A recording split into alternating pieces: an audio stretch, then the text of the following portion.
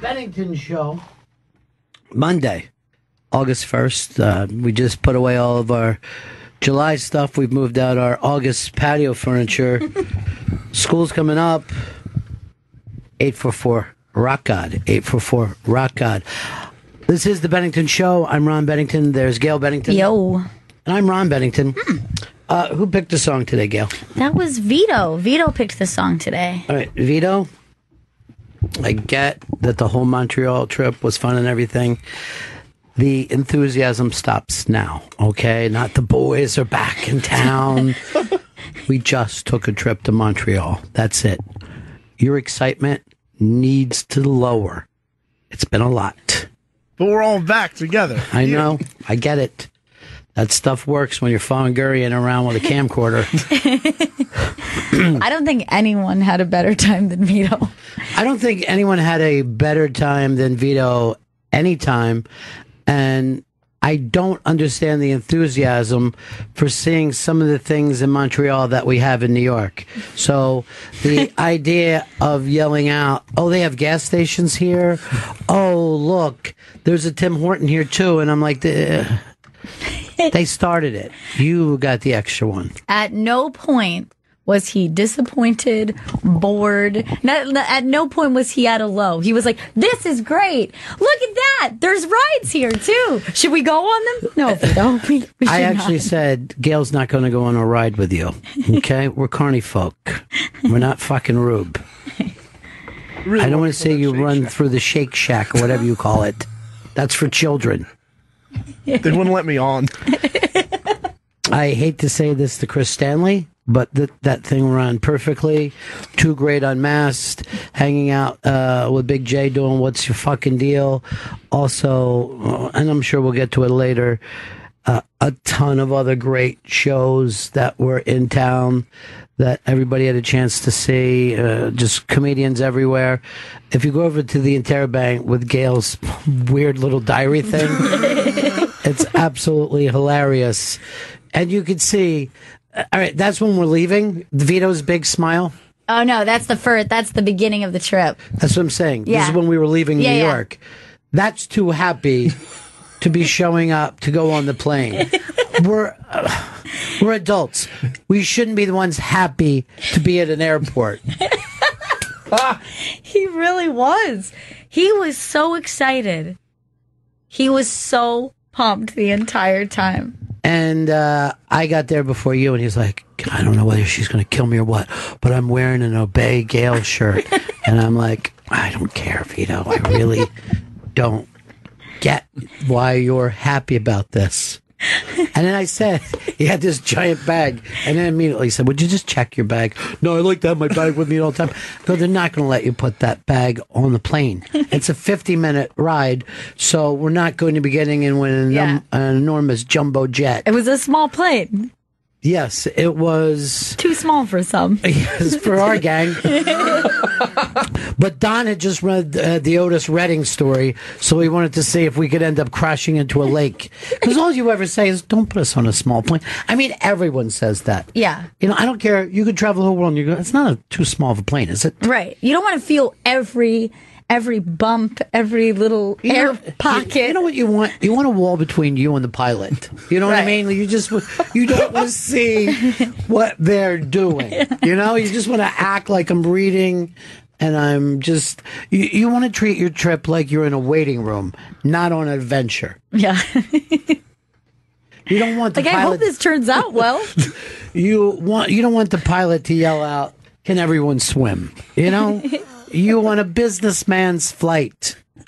He didn't even put us on. I don't know what got into Don. Don was a little low of energy, too. He wasn't the same Don. He was low energy. And I feel like I didn't see him all that much. I know. I saw him at the Unmasked. Yeah. We had dinner with him once. Yeah, we had our traditional chicken dinner. Winter chicken dinner is what we now like to call it.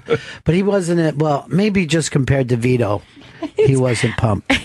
But I know he was taking care of stuff for Raw Dog, and he was taking care of stuff for Voss and Bonnie, who were hilarious no matter where they went. They were just the funniest people. They're just the funniest people. But everybody was having truly too much fun. I don't know why the comedians love staying all in the same hotel, but they do. They do.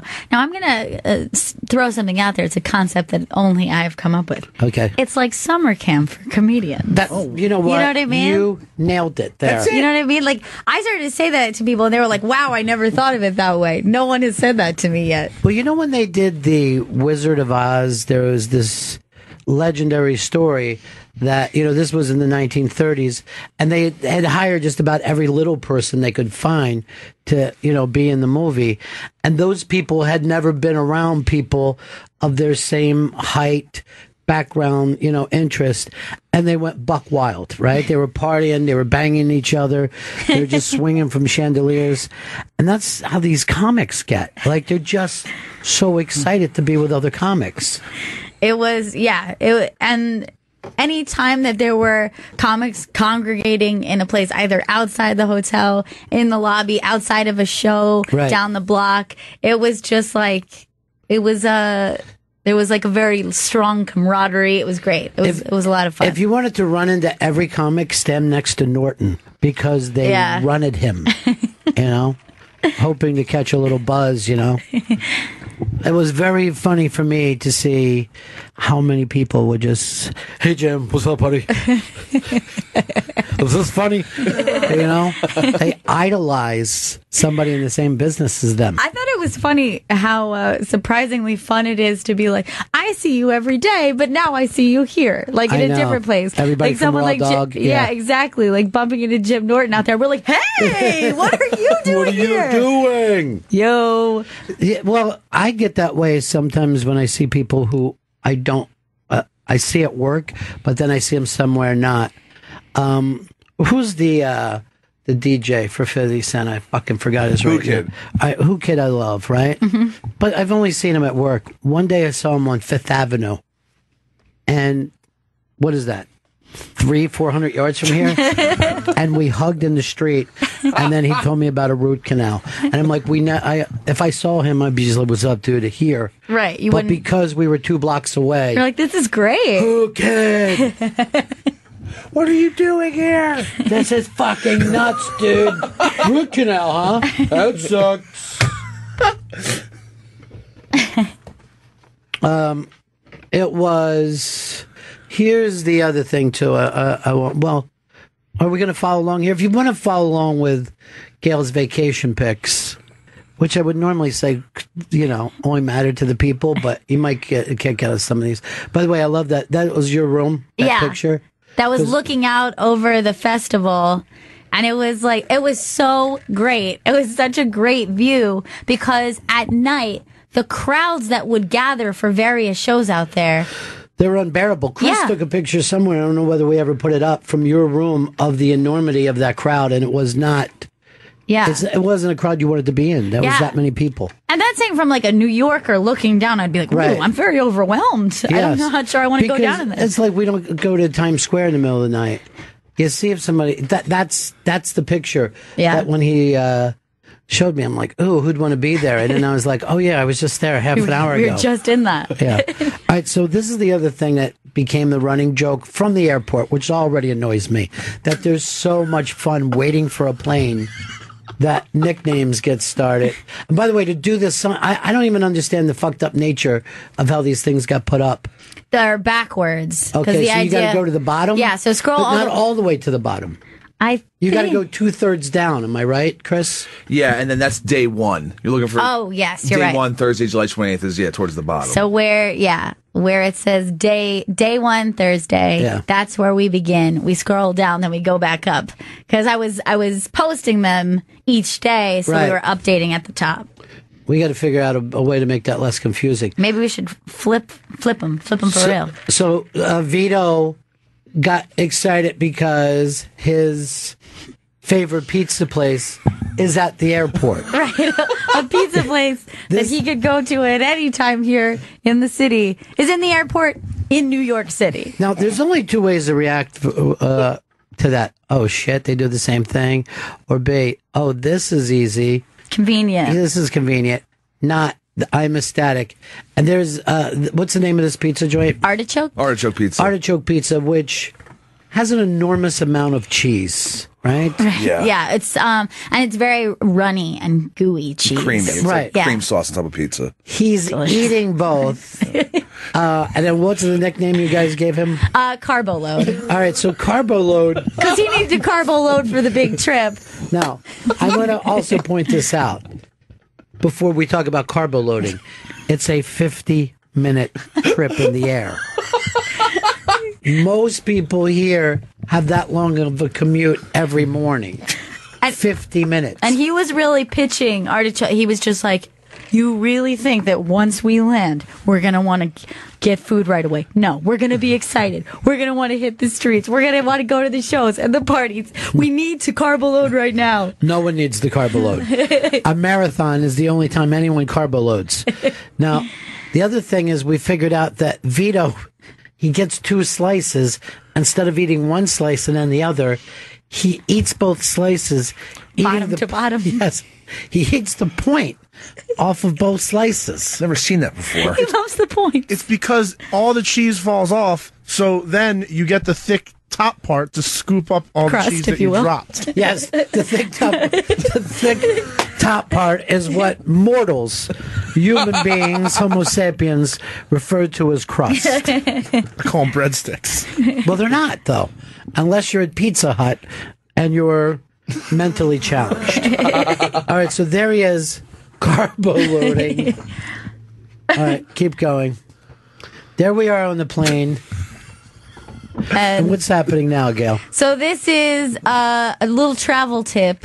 No, that's not that one. This is Chris being very irritated how much Vito wanted to follow along with the flight instructions. It's just so. And he kept taking it out of Chris's like front pocket and being like, "Come on, dude, like follow along. It's for safety." And he was getting so annoyed with him. I'm getting annoyed now thinking about it. As soon as they go up to the front of the plane and start talking about it, he busts out his the little pamphlet and going over every box on there and says, "Chris, you got." He also felt the need to just like kept tapping it to be like, we're on this part now. This is the stuff that gets people knocked out. Yes, Ron. Chris wants to have a drowsy flight. He wants to be bored on the plane. I want to ignore everything they're saying. Right. Because we've heard it before. We've been on planes before. Look, if God forbid something happens to the plane, we'll all scream and head for anything that isn't on fire. We have this instinct. You know what I mean? I got it. I got that covered. Right. And no one in history has ever used their seat as a flotation device, ever. That's a lie that you make up for people. Fucking crazy. There's no way that has ever happened or worked. I keep going along here. All right, so this is me and Chris in a spirited debate on gay fanfic because I'm a nervous flyer and Chris was trying to fall asleep and I was like, don't you do that. Like, I need to talk during this. And you don't like the taking off part? I don't like the takeoff. The takeoff, I get anxious. And then once we're going, once we're cruising, oh, okay, I'm like, so okay, I get plane. this. It's Yeah. cool. I'm just in this weird machine flying through the air. You got to say, okay. You got to say anything thing. You want to hear the little Right. bing. And then I'm just like, wait for it. yeah. All right, so that's your John Cusack. Yes, but he's exactly. not acting like exactly. John Cusack. No, but the way, and I did think that it was sweet that he was like, "All right, what do I know? What am I an expert on? Gay fanfic." Well, I was reading The Economist, and they had a great article on gay fan fiction. And so I was quizzing Gail on who does she think are the 2 fictional characters who have the most gay fan fiction written about them. Well, I wasn't part of this. I was in a different class. Yes. You were in steerage with us. Yeah, can I tell you something? In a small plane, you don't get the greatness of being there. I had a little more elbow room, and that's what we were kind of laughing at. We were like all jealous that you were in first class, but I was like, well, there he is. I mean, he's just right over there. I know. It was like I had to sit up next to the bus driver. That's first class.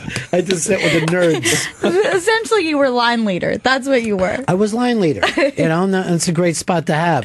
While But- me and Chris are like with the Irish in the the Titanic doing a jig. Look, you don't know how to live like us. Here's the only benefit that we paid for to put me in first class. I wasn't near Vito and everyone up there. But I'm not kidding you. Again, 50-minute flight.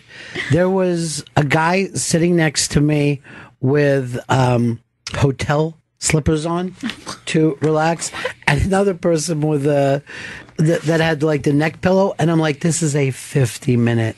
This is like going out to get fucking milk. Yeah.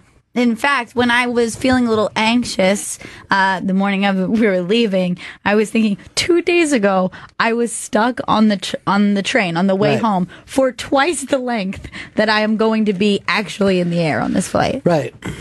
Yeah. It's the shortest flight. It's like skipping a stone to get there. I mean, it was like one of those things you're like, here's a Coke. Can I get that Coke back from you? That's what the entire trip. I know. You had to kill both flights. I was just pounding my coffee, just being like, shit. They're gonna take this away from me. All right. So now let me try to guess the fan fiction. Gay fan fiction. All right. So you're saying there are two people that the gays like to imagine, two fictional characters that the gays like to imagine themselves with. Or imagine them together having sex with each other. So it's a fictionalized story saying, okay, what if Vito and Chris Stanley hooked up? Well, but fictional. Right, exactly. Fictional version. Right. All right, I'm going to guess one is Harry Potter.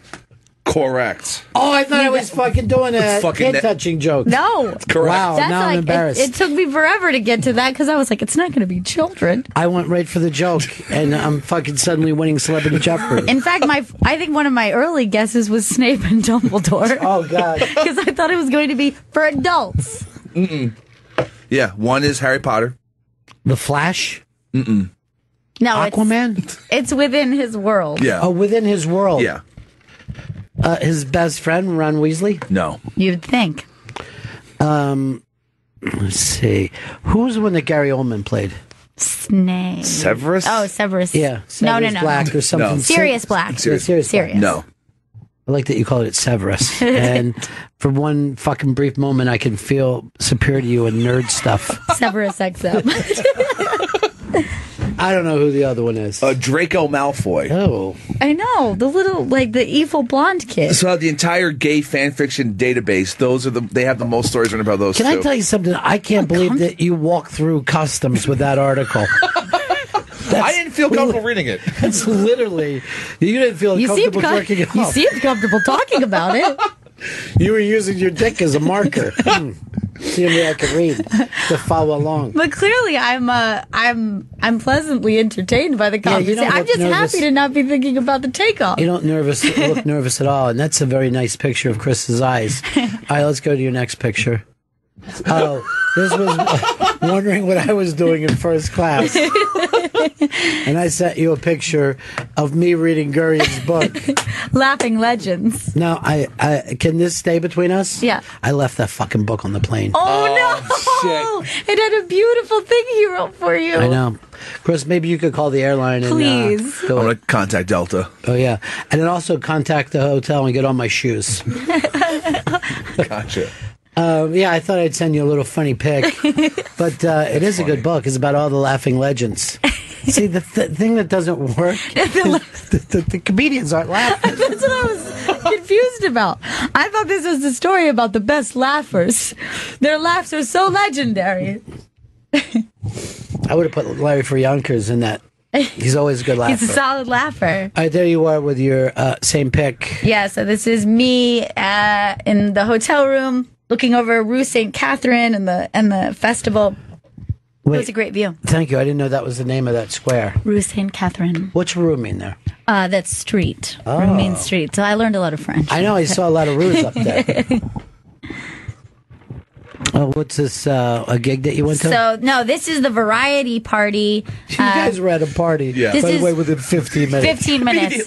We were, and it was like very like cocktail garden party too. So we were like right off the plane. My hair was still crazy, and we were just like, yes, champagne. Oh, cheese, Chris. There's cheese over here. Like immediately. This was at the point where like I'm in my room and I got 15 texts from these guys of each new thing that was taking place. So this was the variety party where they were celebrating the 10 comics to watch. So it was like Cameron Esposito, James Adomian, Anthony Atamanuik, Aparna Nancharla. It was fantastic. And then a bunch of comics there just to congratulate them. So it was a good way to start. It was a solid party. It's 10 comics that everybody's already been watching. Right. Should be the name of it. It's 10 comics that are great. Yeah. This would be like saying Brian Regan, Russell Brand. Watch them. They're going to be doing things. I mean, seriously, these guys are doing stuff. Keep an eye on this young Kevin Hart. I have a good feeling about that. And then this is me bumping into Tammy Pescatelli, which was very exciting to me when I had first got there. Because I was like, Tammy, look, I'm with Tammy. And I didn't realize like this was going to happen like constantly, like every 5 minutes. That is one of the funnier aspects of you make the big hello to somebody that you haven't seen in years, and then you keep seeing them around town. Right. So now you're no longer, your excitement drops for each other. Right. I saw Tim Dillon about a dozen times. Yeah, Tim Dillon and I had to like dial back our excitement every time we saw each other. Like by the end of the night, we would just give each other a nod when we passed each other in the lobby. Yeah. Tim Dillon was, in my opinion, probably the talk of New Faces, where industry people were talking about him. And that's always so cool because, you know, it wasn't that long ago you see him at the Creek in the Cave and you guys are coming back going, oh, we got to get this dude on. You know, the entire banger just like writing like little things about him. And now you can see like industry people trying to think, how can we build something around Tim Dillon? We need a Tim Dillon project. So fast. Something Tim Dillon related. We're going to look like idiots if we don't have anything with Tim Dillon. Yeah, he was all over the place. Wait, what do we got next? Next is in the lobby, almost like a welcoming for Carboload, who knew that it was picking up so quickly. There's these giant gold balloons that spelled out carbs in the lobby. Why would they do that? Because there was like all these sandwiches. It was like for like, you know, get your carbs because everyone's drinking so much. But they had just these giant gold balloons. And look at Sad Vito as he realized. All right, first of all, the funny thing would have had him to stand under it, but he's so large that he blocks out half the scene. Yeah. I think that was the Lox and Bagels, right? The Exactly. True TV set that up. This is the other thing that made my crew so happy, is that they could eat and drink constantly for free. For free. Now, forget the fact that there's a line. And I don't know, wouldn't most people go, I'd rather spend $8 than stand in a 20-minute line? Most of the time, yeah. A lot of the socializing happened in the lines, though. There was a lot of socializing that happened. There were also upsies and butts where people were using that thing. I'm not going to point out who any of the people were, but I know they've used both Chris and Vito to ask for extra drinks. Yes, that is something that happened. And at one point, I got accused by Todd Barry for doing that. And I had to be like, no, someone's holding my drink. I literally just came to say hello to you. Look, I'm not going to give you upsies or buttsies. Like, Todd Barry, how dare you? How dare you say that that's what I'm doing? I am a comedian that all comedians love, and I can't be caught giving you extra drinks. I'll have you know, sir, Vito stood in line for me for 20 minutes to get my drink. I think cutsies goes right up there with upsies and buttsies. I want nothing to do with it. At one point, somebody was doing, I think 5 comics came up to Vito and asked him to do it. And the look of just shame as he was turning around, like, I'm sorry, to everyone behind him. All right, what is, Liz Sets Fire said you could get lost in those eyes and whatever he's talking about. Which one was that? I would imagine Chris's pretty eyes. Is it Chris that one? does have pretty eyes. Thank you. Oh, yeah. It could be. Sober eyes. So yeah, Sober eyes. Clear-eyed. You are clear-eyed, my friend. All right. So next up was at the comedy. This Comedy Central. Comedy Central party. So this is the Comedy Central party. The first time we bumped into Big J and Christine and Sam Moreau. Again, very exciting the first night. Right. And then found out that we were just going to be seeing them constantly everywhere. Look, even Big J is happy. You can see that even he has the first day this is great. Yeah. Look at how sweet he is to bend over so far to get in the frame with me. He has to. If he wants to be in pictures, he has to bring himself down to a human. But did you notice, like, this year, Jay and Christine holding court almost everywhere? Like Everywhere. everything, and I never want to jinx anyone, but he had such a gigantic year that you can see his stature has changed in the business, and he's also handling it very comfortably. Yeah, he is. Again, it was like people were always like breaking through crowds to get to Jay, to talk to Jay. Yeah, because now they're like, Jay's got a lot of stuff happening. Yeah. I mean, I don't mean that they're all bad people. I'm just saying that has shown. So this next picture is towards the end of the night. Russell Peters took over as DJ during the party and just crushed it. It was so much fun. Now, a lot of people came up to me and said that the best part of the night was seeing him. And he's like, no, it's old school.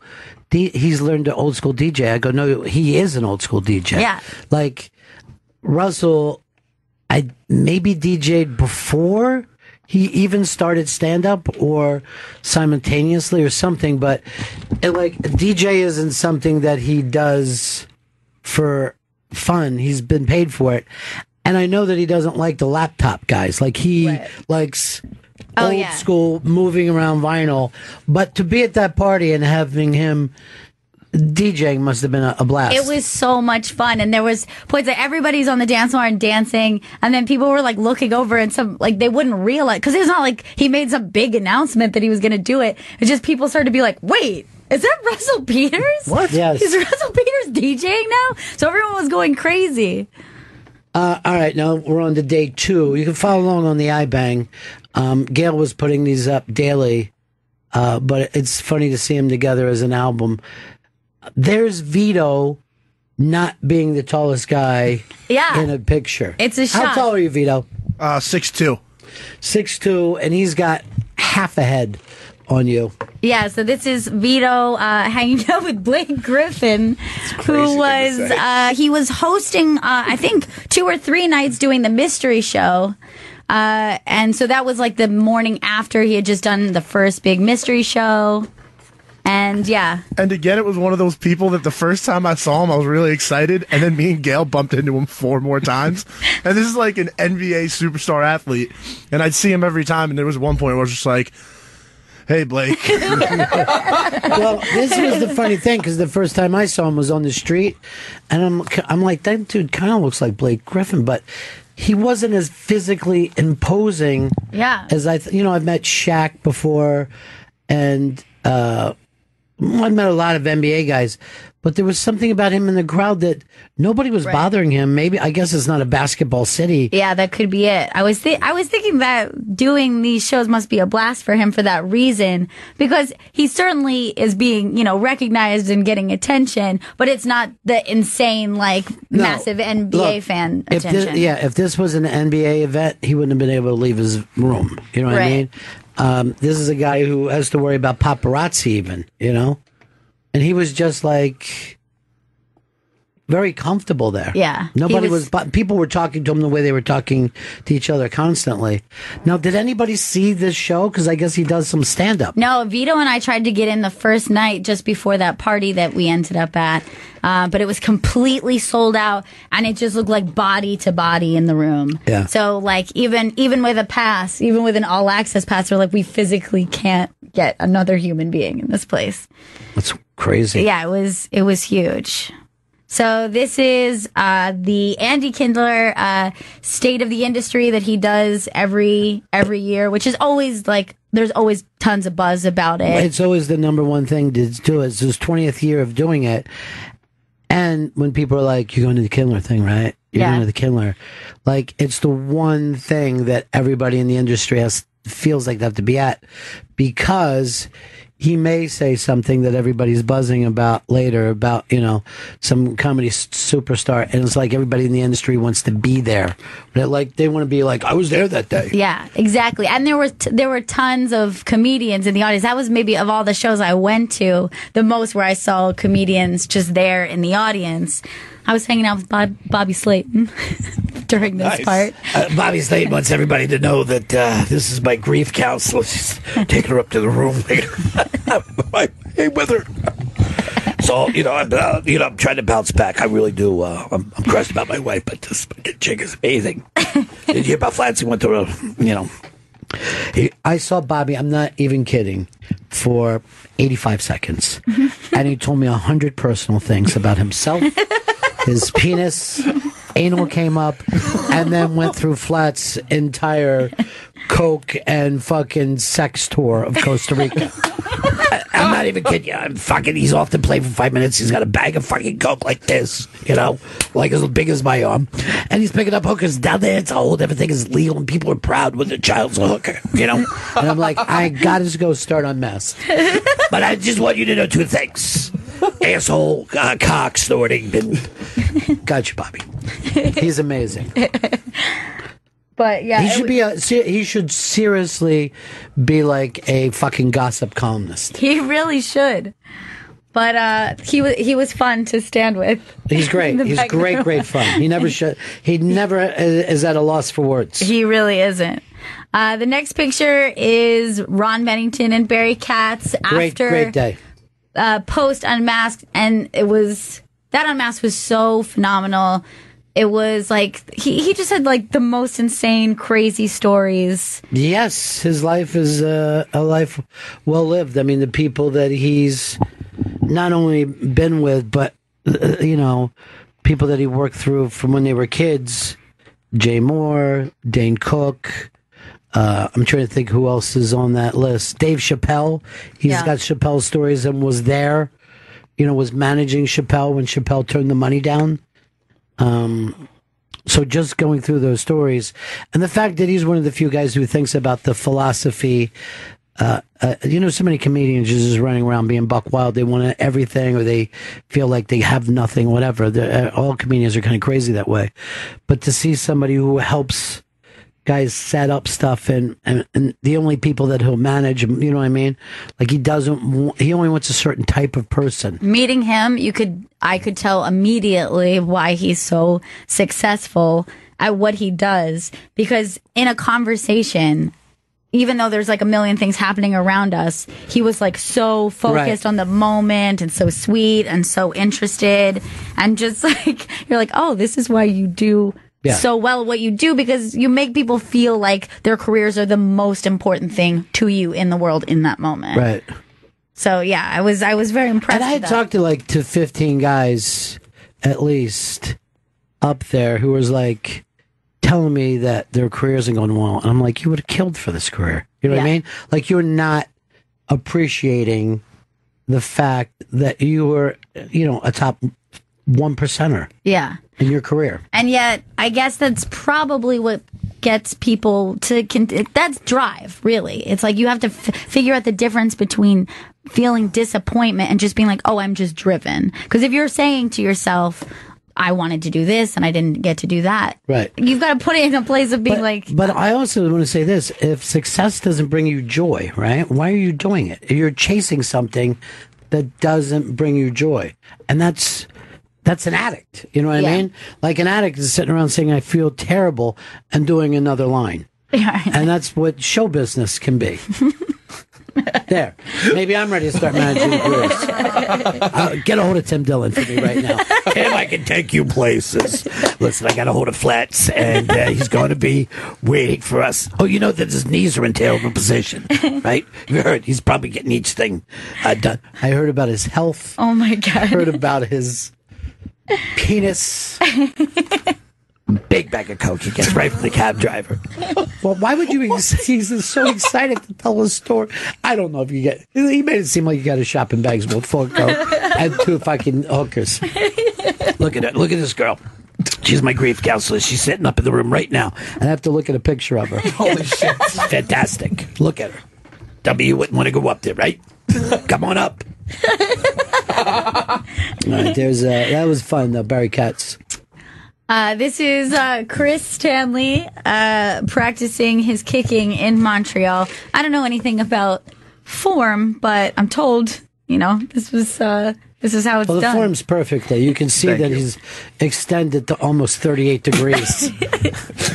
The density of my foot, though, is what really puts it over. It seemed like you could almost get your foot up over your belt. Almost that high. But the thing is are the arms in a position that they're meant to be? Like, I'm like not even focused on the legs, but that looks like he's going in a free fall. If you would put drunk falling down, everyone would believe you. See, whenever I kick, I like to put the hand up to the eye to see where it's going. So that's what you're seeing there, Gal. Mid-kick, though? Yeah. Mid-kick? Yeah. I'm like, because the ball's already gone. Look at the motion of the leg there. So that thing's sailing, and I'm just taking a look, appreciating it. You look like you're doing the teapot dance. You know what? I don't need you fucking with me right now. I had enough of you on the fucking airplane. Still? Yes, I'm still annoyed because he kept like putting garbage on my in my like it's like that slot on the back of the fucking the chairs there. He's putting garbage there. It's like there's no room on my chair. He didn't have room. Yes, he did. Well, he also kept getting annoyed with me and Gail talking, but he walked over, sat in between us, and went, "My seat is B." I wanted the aisle. He did not want the shenanigans to continue. Drive me crazy. This next photo is the cover of our first album, our self-titled album. I really do like that picture. It's a really great picture. I thought we were on a toboggan. It's a very good look. Chris's expression during this. And expressive isn't just letting your jaw drop. I feel like that's deep. It's like, what am I looking at? Like everyone else is like serious. That's a serious face for me. You might keep that from being our fucking album picture. No, this is a beautiful picture. I feel like, but why is that a serious face to you? Like open mouth. It's like really thinking about what I'm looking at off in the distance. Like I'm amazed by it. Why does it require so much concentration? The next picture is me and Vito outside just before the Trump versus Bernie show, which, by the way, was the very last Trump versus Bernie show. They had done like something like 40 shows in the past, and this was then. Now they have retired this show. So me and Vito got to see the last one, and it was insanely funny. Anthony Atamanik, James Adomian, funniest dudes ever, and actually Andy Kindler was the moderator for the show. It's amazing to me that you guys got to see the last show. I think it's one of the greatest things in the history of comedy that they put together. They're both incredibly talented. And I will say, I have seen clips and parts of their show before. I knew that their impressions were just incredible. But being in the audience and watching them do that for an hour and a half. 90 straight minutes. Yeah. And I'm telling you, 5 minutes in, you really lose the fact that they're playing characters. Like, they nail it in such an eerie way. And it's really weird. It's kind of like a political cartoon in a way, And at both times you're like, okay, I can see why people, and I'm not talking about because you believe them as the characters. It's like, you can see like why people would follow either one of them, Trump or Bernie. And then you could also see why both of them are kind of weirdly ridiculous. Yeah. Just jam-packed with phenomenal joke after joke. It was crazy. One of my favorite jokes I heard the entire time was they're setting up and they're pretending to do their vocal warm-ups, which is mostly Bernie going 1%, like this over and over. And Adomian says that usually his vocal warm-up consists of gargling milk duds, and Atamanik says that his vocal warm-up is going down on his daughter.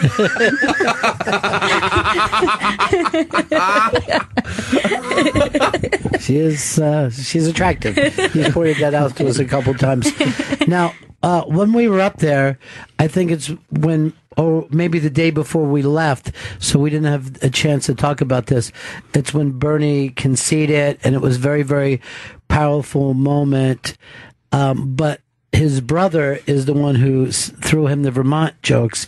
And then I know I'm putting you on the spot, but on the phone, you killed me doing an immediate impression.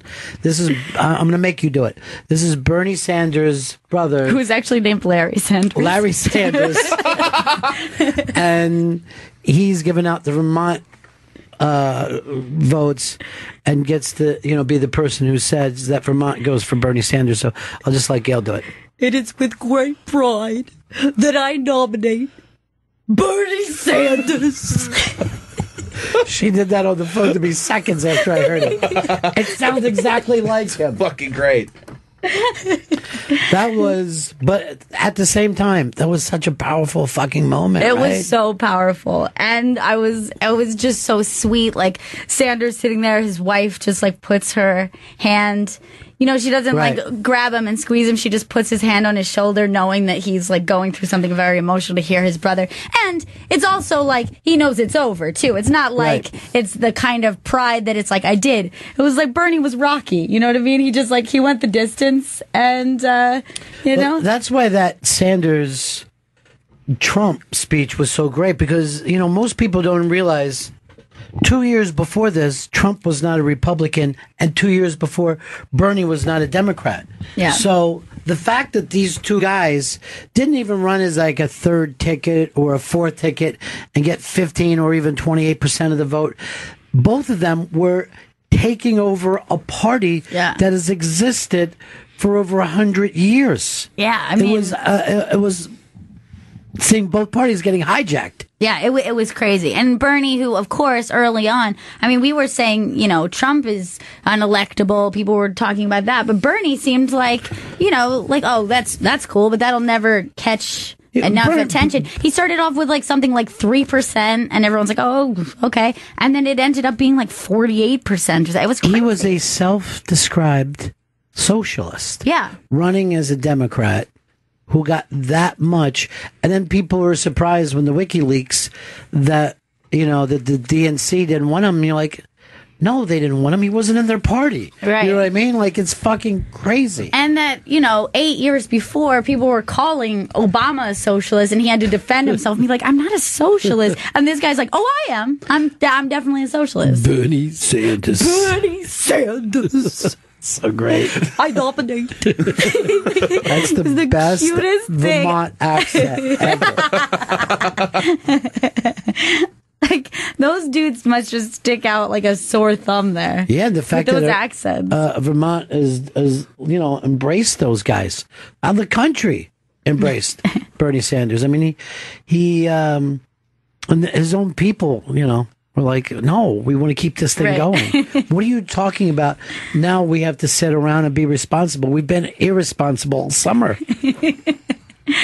But anyway, so that was us in front of that show. And what we were trying to go for is like, he's picking Trump, I'm picking Bernie. I don't know if that came across. I never even picked he's up. like, I'm a Trump, I'm a Bernie. I missed that completely. So this is later that night at the Funny or Die party, which I think that was like one of those parties people were. I like heard about that before we even got there. Like, the Funny or Die party's the best part. You know why? Because Chris worried for 2 months that he would not get into that party. I know. Because last year I was embarrassed. But was there something better at that party that wasn't at the other parties? There was a larger DJ. There was, set. yeah, and it was outdoors. But it was the same gimmick. It was free, free booze and a bunch of people. A bunch of comics hanging out. It was a blast. But yeah, it was like one of those things where it's like that faux VIP kind of thing where you're like, yeah, this is great. But it's like, we're still like pissing in porta potties. Like, it's not like, right. You know what I mean? Like, yeah. It still just feels like you're at an outdoor show. It was totally worth it. Loved every second of it.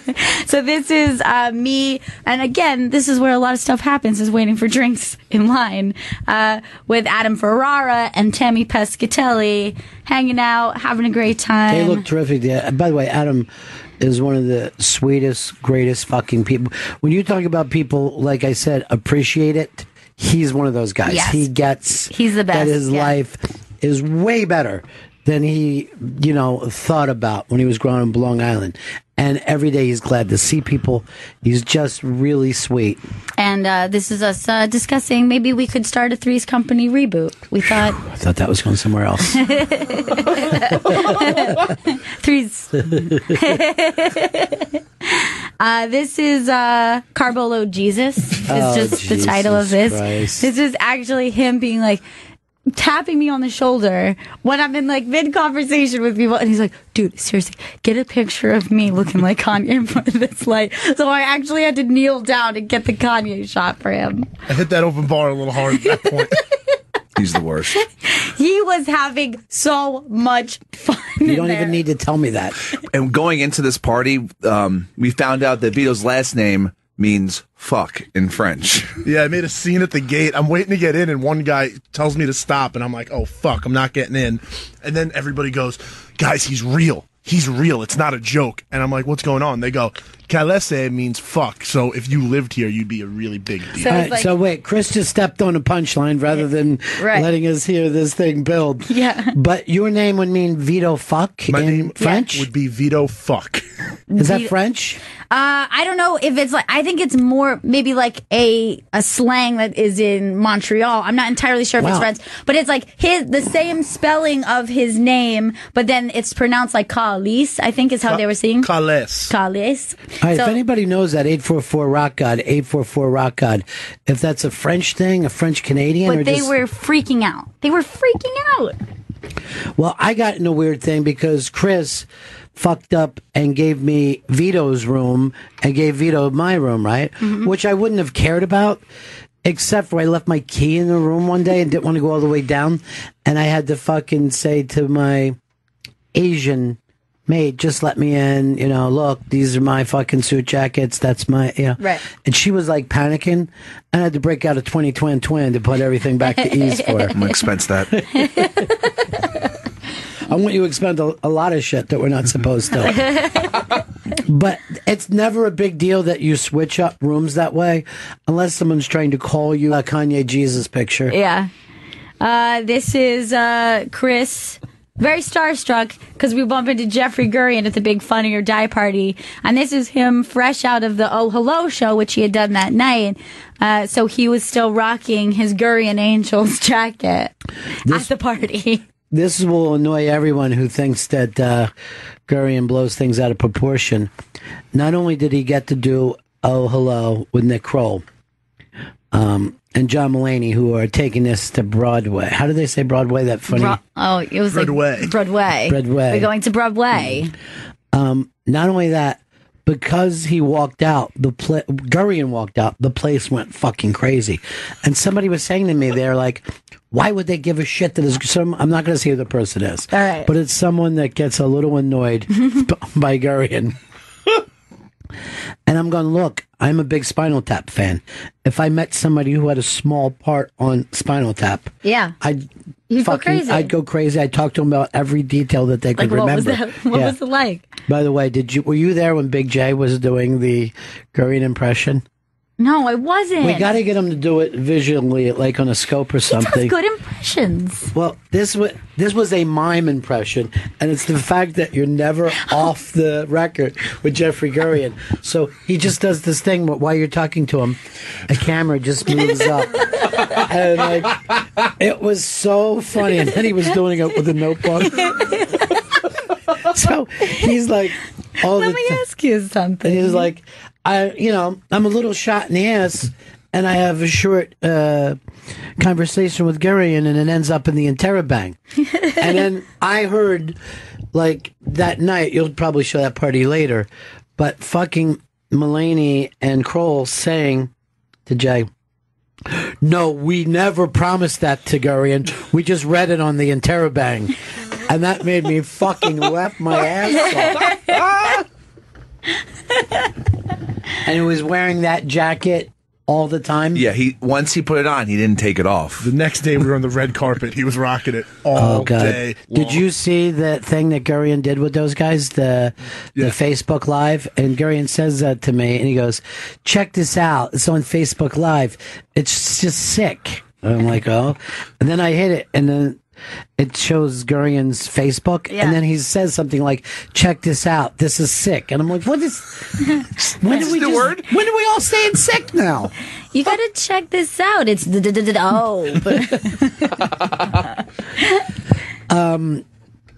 It was written in there. Does this mean that Jeffrey Gurian could finally have his Broadway debut? We'll have to wait till September 23rd to find out. But somebody had said to those guys, Gurian's telling everybody you're going on Broadway.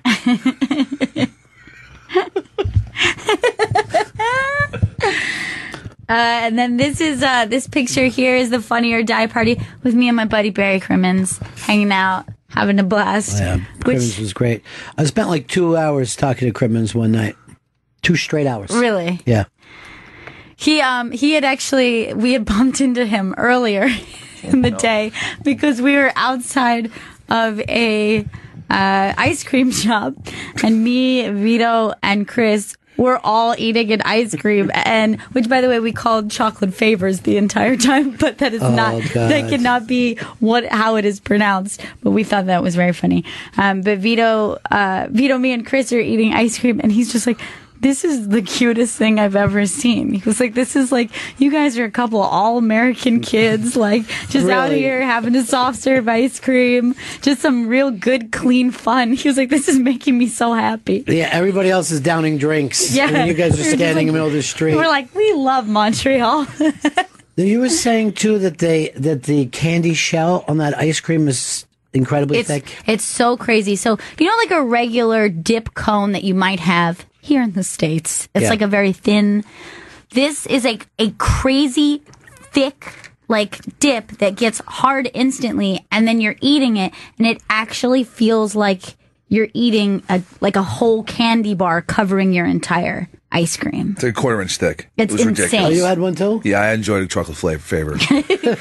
Oh, were you eating with them? Yeah, I was eating with that. All That's three. fucking Yeah, hilarious. all three of I us. can't picture that as you. You have really quit drinking. I'm gonna. When Courage rated me, I felt terrible. I felt ashamed with the goddamn ice cream cone in my hand. Like, fuck. I'm Crowd gonna- can't see me like this. You'd rather be caught tying off. I'm gonna show you a picture. The only reason I didn't put it up is I didn't like the Photoshop opportunities that could happen. Let's see. But I'm gonna show you because we were loving it. Oh my god, I have so many pictures from this trip. It's insane. We were also waiting to go to Chocolate Favors for like 2 days. It's not called chocolate favors. We even bumped into Wiki on the street. We're like, "Thanks for the chocolate favors." Oh, God. expensing this. Hold on, Mike wants to add in something about Vito's name. Go ahead, Mike. Well, it sounds like you guys had the genuine Quebecois experience because you've learned how to curse in Quebecois. I don't know if it's the same in Europe, but Colis definitely means fucking French, and it's usually strung together like this. It's usually Colis tabernakisti. It's usually it's a very common curse if you work around any French people or live with French people. That's what you hear on a regular basis. Now, the people in Quebec, though, they speak almost a different French than the French people in Europe, right? Oh, very different. Yeah, it's very different. It would probably be like the way the British would look on people in West Virginia. I think it's probably a similar type of thing. They look really down their noses at Quebecois in Europe. From what I've heard, anyway. I'm not French, so I don't know for sure, but that's what I've always been told growing up. I'll tell you this, the Quebec people, and you could say this, 100% love to be outside in the summer, love music, love comedy, love dance, love any kind Street of... performers. Yeah. Like, it was just like every street performer had a massive crowd around them. Yeah. And There's everyone was nothing just like there's nothing loving like it. Yeah, there's nothing in Quebec in the summertime. And Montreal is just the tip of the iceberg. If you go to Quebec City, or if you want to go way far out to the Gaspé Peninsula, which is north of New Brunswick, that's where it's really at. Like if you want to really immerse yourself in Francophone experience, man, it's a big province, man, and there's a hell of a lot more than Montreal, but Montreal is definitely a scene. Well, thank you so much, my friend. I appreciate it. Have a good one. Bye. There you have it. But yeah, the people are very joyful and just loving. First of all, there's 2 things I'm embarrassed about. But yes, you are right. There were the number of cock photoshops for Vito alone. But why is Chris halfway or 3/4 done? I know. Well, that was the thing. We were like, let's get a picture of us like trying our chocolate papers. And we turned around and this was like, it was really heavy. It was I couldn't believe it. Can I tell you something? I walked past that place 25 times, and that picture now makes me wish that I would have had one. Yeah. Just to do it. Get a small. But I don't want to run into Barry Crimmins and then have him think that I'm just sweet American. Did not like just it. A couple of all-American kids from New York. He's smoking a cigarette. I mean, I'm sitting there on the bench. I'm sitting here on a Group W bench. So this starts day 3. This is just after the Andy Kindler Unmasked, which was hilarious and so much fun. Yeah, it was very, very funny. I adore that dude. It was a really great Unmasked, and I can't wait to share it because I think everyone's going to enjoy that one. And after that, everybody became buddies with Andy Kindler too. Yeah. This is a picture I took for Tom Sharpling because he's buddies with Andy Kindler. So I took a picture of me and Andy hanging out. And then look at this little Jeffrey Gurian that is like sprouted from the top of my head. That is really weird. It looks like I have like a little tiny Jeffrey Gurian who tells me what to do. That's like the Find the Cat picture. This picture is when I had to nominate you guys for eviction. It's only because I respect your game. I'm the HOH this week. I had to do what I had to do. I'm sorry about it. I just wish I knew who put me up. Who fucking road killed me. Yeah, you got road killed. I would have never done that. No road killers ever got sent home, right? No. So thanks for a waste of fucking summer, Big Brother. I think that's why they did it away with it. They realized it never ended up working. Are you all out. caught up on Big Brother now? Yeah. You like that because you like that thing above our heads. Yes. Actually, I'm going to be totally honest. I wasn't even sitting there, and they were. And then Gail goes, "Please sit between them so I can take a picture." It was a very photogenic wall. We look like 3 guys whose legs don't work. Mine are just hanging off the bottom of my body, and then those guys both look like they forced their dead leg up into a tray table position. I mean, it was day 3. We were pretty tired. Yeah, we were all exhausted by that point. Well, you guys were getting by on 2.5, 3 hours. Yeah, we were not sleeping. I never once ate breakfast with any of them. No. Because we made a point that we'd have dinner together every night, talk about what we needed to do show-wise. Sure. Which really was just run mad, kids, and have fun. Just go crazy. Yeah. Have fun. Just don't fuck up the Unmasked, and other than that. Yeah. And you guys did not fuck up the Unmasked. They ran great audiences, great interviews. It was really, really fun. So, yeah, the rest of it you just stole from Sirius. That's nice. This is me and Chris and Vito out at the festival just before we went to go see What's Your Fucking Deal. So we were just hanging out at the festival one last time, having a great time. That picture could easily be called Who's Too Excited. I think it's a perfect degree. Like the excitement starts to drop off as you move to the right. Till finally, big Chris half-face staring off in the distance. I asked him to take the picture because his arm is longer than mine. Than anyone's. He does not understand the concept of getting his whole head in the frame. It's a giant head. By the way, I know you probably had less fun that you don't drink, but there's also less embarrassing cringe stories. That's good. Like, there's a very weird thing, like your first summer of going, well, I didn't jump around as much as I normally do. I didn't, dance on tables, but also I don't have to apologize to anyone or no blackouts. Yeah, take something back that I said. Remember everything that happened to me.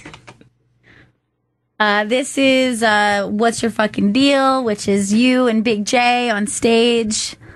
This was, first of all, Big J is very kind to invite me along to his gig. Mark Norman was on it.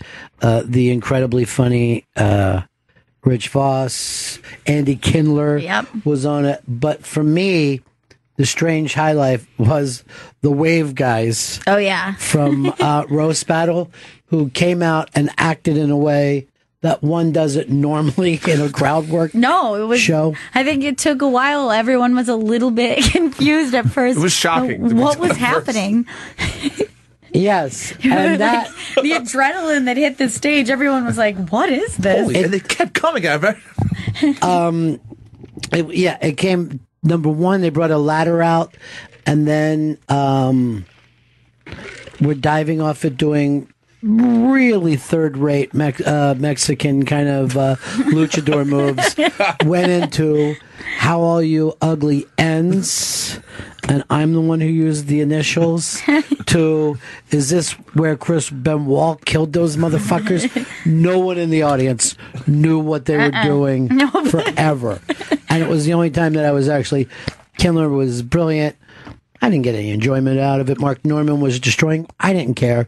Those guys totally stopping the clock and just having a crowd stare at them, and some people feeling like they started to check the exits was my favorite part of the night. Yes, Big J is hilarious. So what? The wave went up there and just did something that humans don't normally do. No. I think people were confused if whether or not it was part of the show at first. No, I was part of the show, and I was confused. And then this is you and Ron Bennington and Big J outside of Cafe Cleopatra, the very classy strip club that we were hanging out at. Moments before we had given each other lap dances. Yeah, it was beautiful. This was beautiful. But that was kind of fun. Like, there were so many different venues to do shows, and you're kind of bopping all around the neighborhood. So we got to see a lot of cool places. So in between that time is when we went to the goddamn Comedy Jam. I don't have any pictures of it because it is disallowed to take pictures, but it was a phenomenal time. I honestly think we'll pick that one up tomorrow because of Jay was ridiculous in it. It was an amazing show. Yeah. And we'll go into it a little deeper tomorrow. As well as I want to go in a little deeper this week in that Trump Bernie night, because I thought that was just insane. But anyway, there's all of our picks that we had in Montreal. Great job with that too, Gail. It was really, really fun. It was a blast. Let's turn ourselves into a new thing now that has been happening. Melania Trump, the New York Post has been leaking nude pictures of her. First day, some full frontals where she's doing her best to use just a couple of fingers to protect the cunny. But the New York Post is pro Donald Trump and has been from the beginning. And someone said to me, well, Trump wants these pictures out. He's proud of these pictures. And I'm saying, I don't think that he would want 1990. Not like she took these pictures the other day. But then I was told that he wanted them out there because they took some other stuff out of the news. Even though I don't think they've gotten I thought that this would be really explosive. Right. I thought people would be mad. Even though she looks fantastic, this isn't what she took the pictures for, is my point.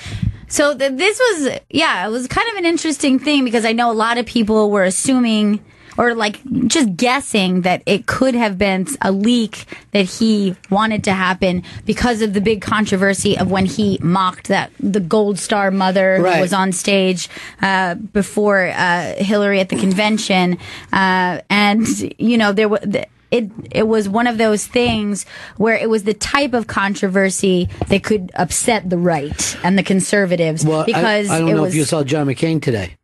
I haven't seen him. No. Fucking dropped this thing that's saying, I hope the American people do not think that Donald Trump speaks for the Republican Party, which is the most aggressive. But here's the mistake that Trump made, whether you're for him or against him. He can get away with saying stuff about public officials, it seems. But when he picks on more or less private citizens, the Mexican judge, Right. the reporter who had some kind of physical problems that he mocked out, and now the parents of a hero who died, all those things don't work. But would he really think time to dump out the pictures of Melania so everybody focuses on that? I find it hard to believe. I know. It's definitely a bit of a conspiracy. It's hard to think, like, is this something that he really would do? Is this something that he's been waiting for? So it's like, when we get the worst possible press ever, maybe this will That get the can't be, though, attention. right? But I understand the thought process, but it's hard to imagine that somebody would do that. But it's also hard to imagine that the Trump would, that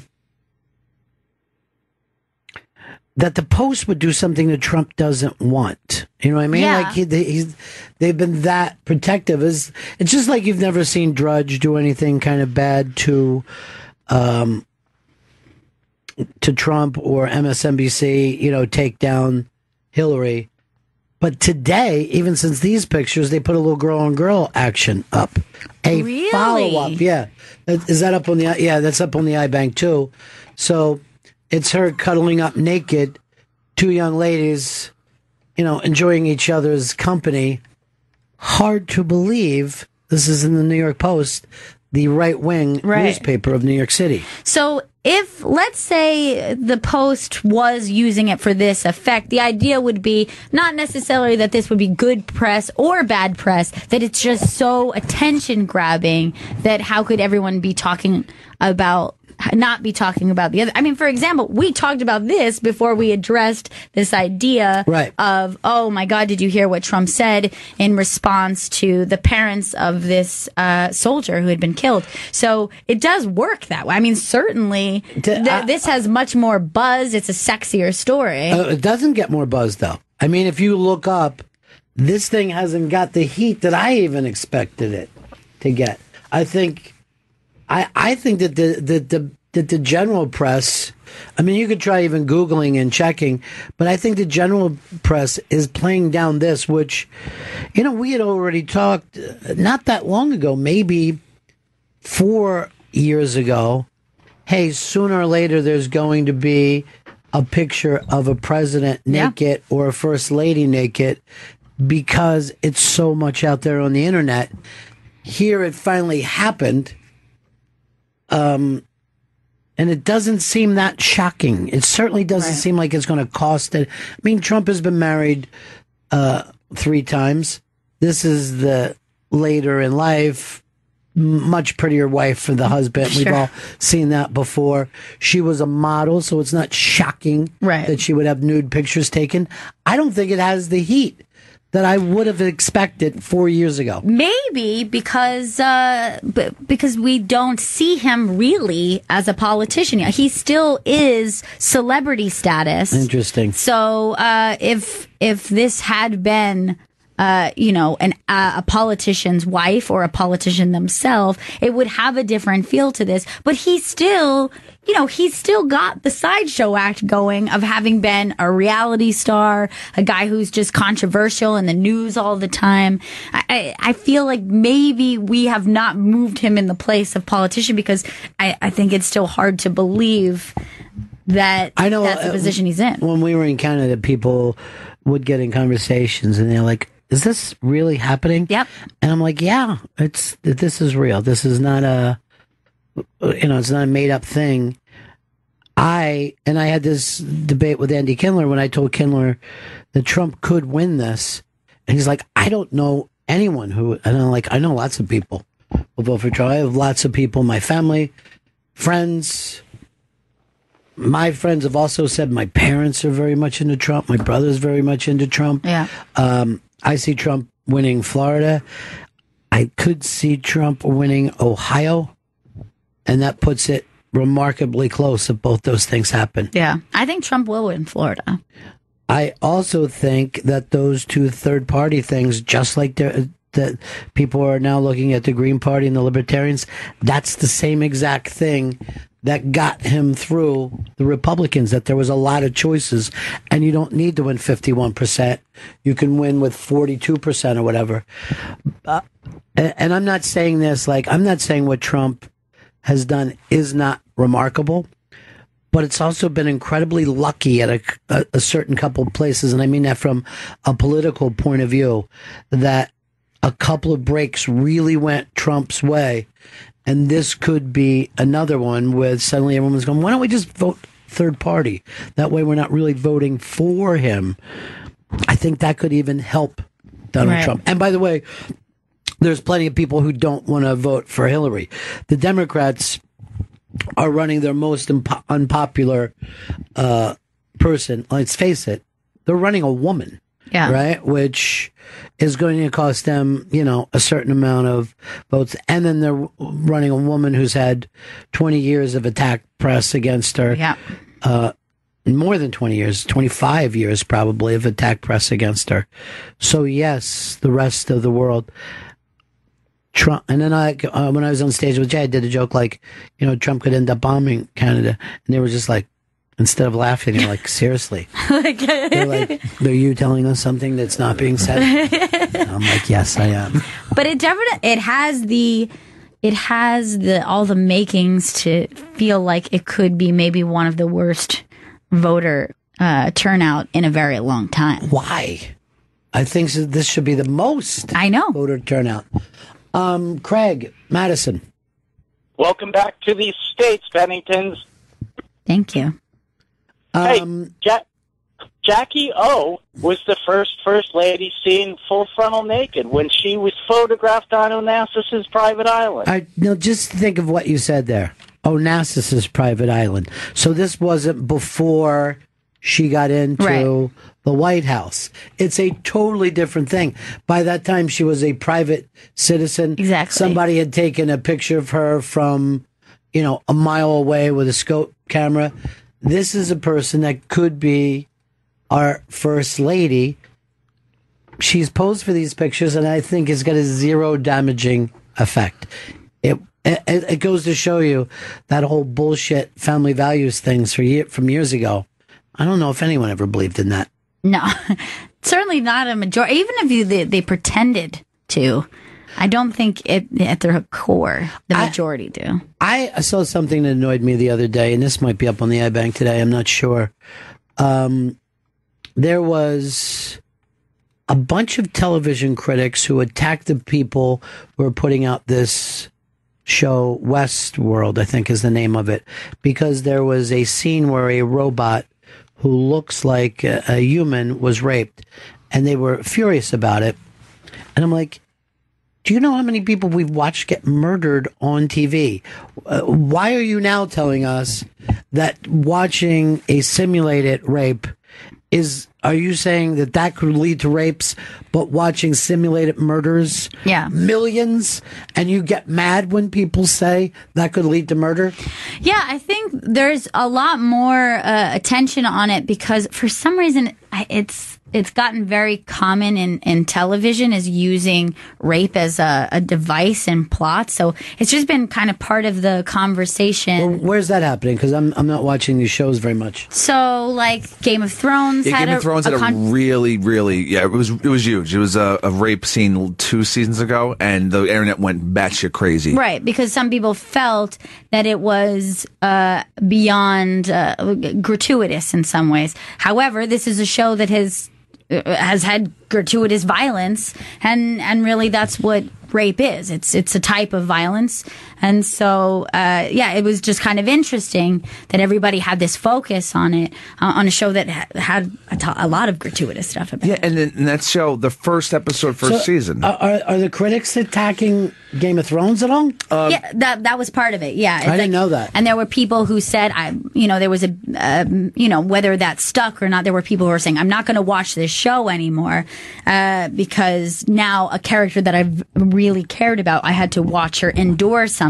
But you watch characters that you care about get murdered all the time. Yeah, I mean, you watched people get their characters that you cared about get their throats slit and their heads cut off. And it really goes back to that old school thing or new in the Middle East that you'd rather see a wife or daughter be raped. Be murdered than raped. Yes, that's true. Because we honestly do think of anything that happens there as more scarring to the male that loves them than murder. And that was, by the way, the issue that was that some of the critics took is that there was another character, a male character, who was forced to watch this, who had grown up with her and has known her since she was a child. So that was another problem, is that they were like, the whole thing was not necessarily about her suffering, but was about him being like, how emasculating for me to have to watch her be raped. You know, I had this I'm going to fucking drop a big goddamn coin here. I'm going to be proud of it. I was talking with Annie Lennox, who does a lot of work in Africa. And I explained to her that when you rape, when the enemy rapes women and leaves them behind, it is more devastating to the men than any murder would be. You know what I mean? Like, because now they have to live with that. See it. It would be easier, right? Right. To an old school male ego to bury the dead and then go out for revenge. But a guy will be looking at a woman and be like, you know, this fucking thing happened. I'm going to kill that guy. I wonder if you enjoyed any of it, though. You know what I mean? Like, it fucks with the head of the victim's family and loved ones. So you've left behind this almost disease. Yeah. And you know, certainly this is a conversation that's been continuing for a long time, is that there has to be a way to address rape and victims of rape by taking it seriously, putting the attention on the attacker, but also not telling the victim, like, you're ruined now and what happened to you. We do that with children. Yeah. And people will actually say, well, it's worse if it happens to a boy, you know? Right, exactly. I mean, we still victimize victims and acting like this is something this child will never get over. And that is both horrifying to men and women. Men, because it's saying, oh, if you're a boy and this happened to you, you've endured the worst thing ever. You've had the worst thing ever happen to you, and you can't recover from it. And to women, it's saying, like, that's worse than what you experienced. So it's insulting to everyone. Here's the weird thing. One time when I was a kid, I was probably 11 or 12. A kid hit me in the head with a baseball bat. Later, me and that kid became buddies, right? And I never have anything of, oh, I'm a victim, I got hit in the head with a baseball bat. I don't think of that kid even now as anything more than a friend. And then I think, oh yeah, and then one time he hit me with a bat. But if that same kid would have grabbed my balls when I was fucking sleeping, I'd probably hold that. Yeah, I would probably hold it because society has taught us that. Right. We're here, you're just like, yeah, it was fucked up. I shook it off. And then later me and him became pals. He fucking thought that, you know, fucking felt that he had whatever. I just, you know, no one ever sits around and fucking thinks the same way of getting smashed like that or getting your ass whipped. It doesn't make you feel like less than a man. But if you fucking woke up in the fucking Boy Scout camp and some guy was licking your asshole, you're supposed to carry that around like the worst pain that ever happened. Right, because it's stealing something in that's greater, innocence or whatever that thing is. There has to be a way to address people who have experienced these things, survivors of these types of attacks, without telling them, like, you are ruined and you're never going to be right again. And that's the thing. Why aren't any TV critics ever fucking horrified by violence? No one says, what about people who are the victims of violence and then they turn on this show and they see the Sopranos shooting each other? They're like, come on, dude, it's not real violence, it's make-believe. Yeah. Why couldn't you say, this isn't... And here's the weird thing about this. It's a fucking robot getting raped. You know what I mean? It's basically like sticking your cock in a fucking toaster, which Chris has done. You says it feels warm and toasty. Yeah, I like the warmth. That's the best part. It's like rigid but warm, which is what I like. It's strange because you haven't mastered toasting white bread, but you can toast your dick. Let's just I get it just right. And this rape is off screen. It's of the robot rape. Doesn't make sense. Well, I guess that the robot rape is just showing that if humans, like some people will watch, violent porn and they're like, yeah, but I'm not mean it. I just fucking, Sure. I think, and I also am making these observations and not even saying them from like a air of superiority that I don't feel that way, because there are scenes in movies and TV shows that I've watched, rape scenes that I find very difficult to get through, where 5 minutes before then people were shooting people or whatever. So it's more like I'm aware that this is a thing, and why do we feel this way? Well, yeah, but also I think torture scenes are tougher to watch than someone being shot. Exactly. You know what I mean? Like like I can't watch those Hostel movies, and I don't know how anyone can. No, I could never. I don't understand. Oh, it was unbelievable. They were just cutting them, and you're just like, what? They cut her tits off. I've never. Did they really do that? I believe in the second one that actually happens. Yeah, it's disgusting. I haven't watched one. Who would watch it?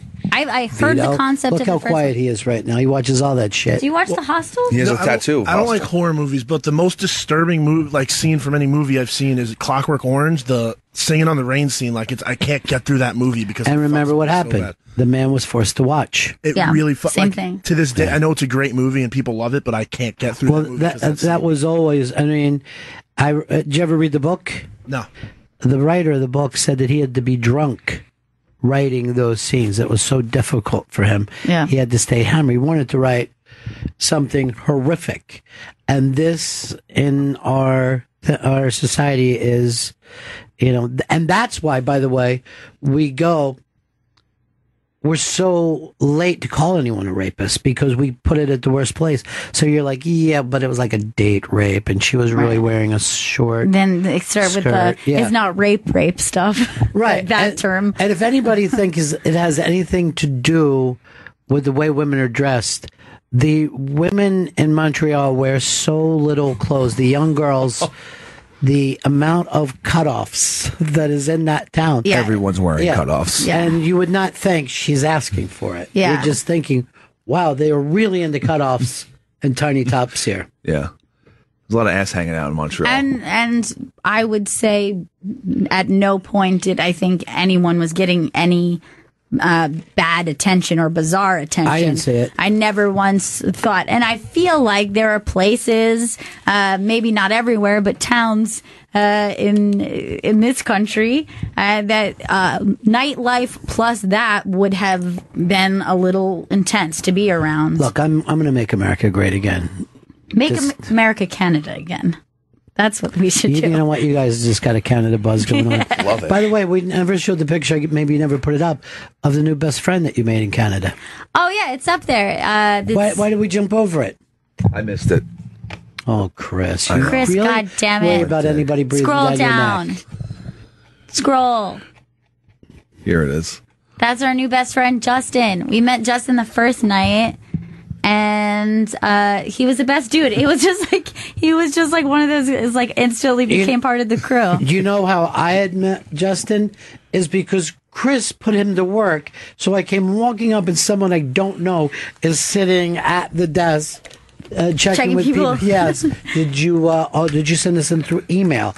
Let me take a look. Justin is the man. Love Justin. This was us hanging out. I think this was like at the comic kind of hangout that was happening at the hotel Outside at the end hotel. of it. It was so much fun. He was with us almost round the clock. Yep. Once we met him. Yep. We met him 15 minutes in at that first cocktail party. Is that That's where right? we met him, yeah. So is that why you were comfortable enough to put him to work? Yeah, I was like, all right. Yeah. I got to jump in the room. You keep an eye on this list, Justin. I see him and he's going, and you are to people, and I'm like, and you are?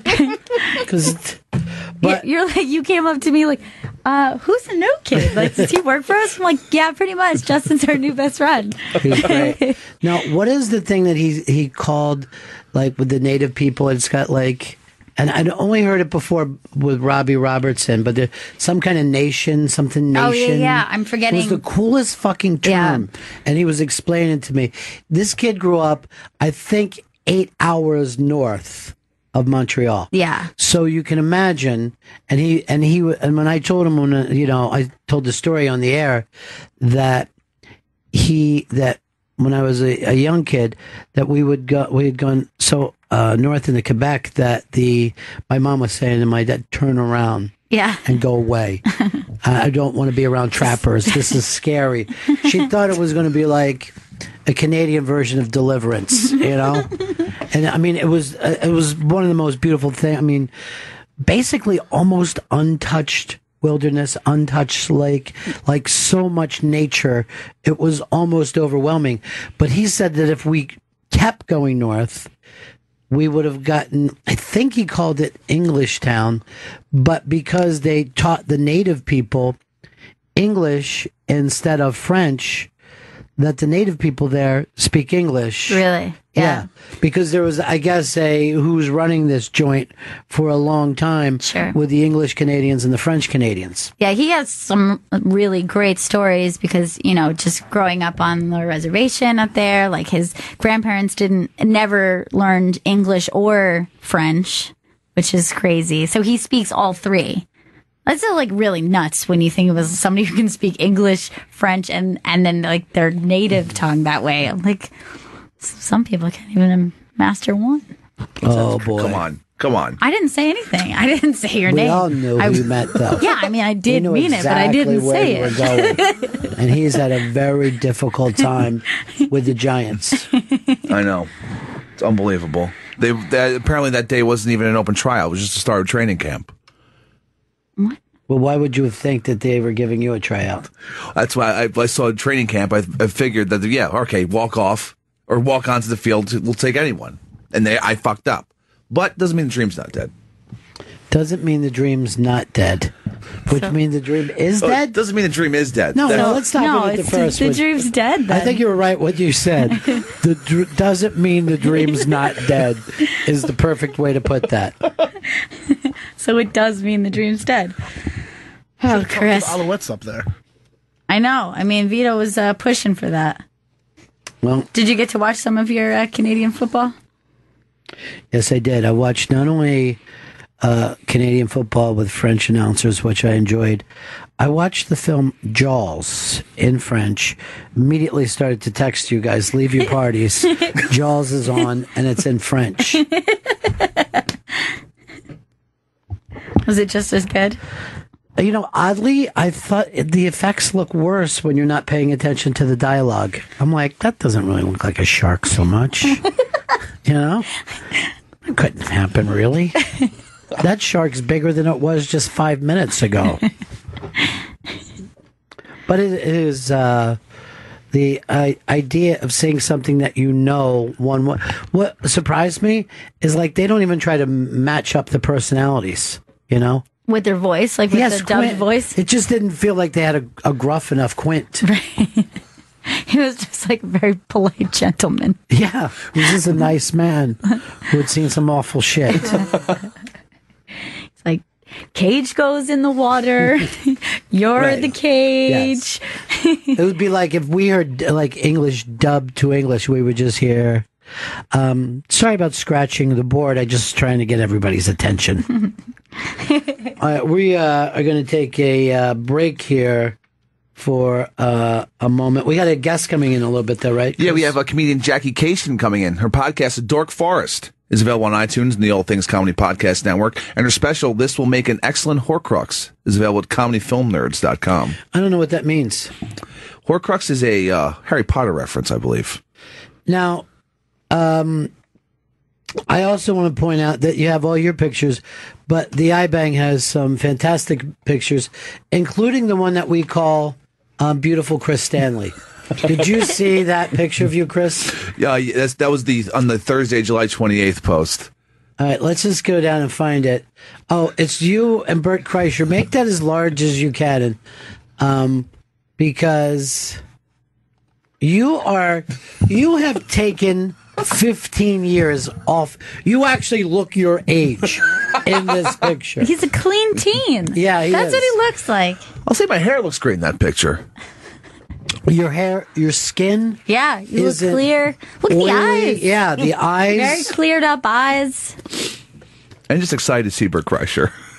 You know, I do the pointing at the other guy, but I think when people are pointing back and forth, it's nutty looking. And I hate to say it as a guy who does a lot of pointing myself. Like, look He's at like, this dude. this guy. Don't even I'm look with at this me. guy. This fella should get all your attention. And then when you both do it like that, it's two guys that don't want to be focused on. It's respect. You know, we just respect each other. Is that what that is? Oh, yeah, definitely. Universal respect? Exactly. But there's tons of pictures up there as well. The Montreal Comedy Festival is a great vacation idea for anybody.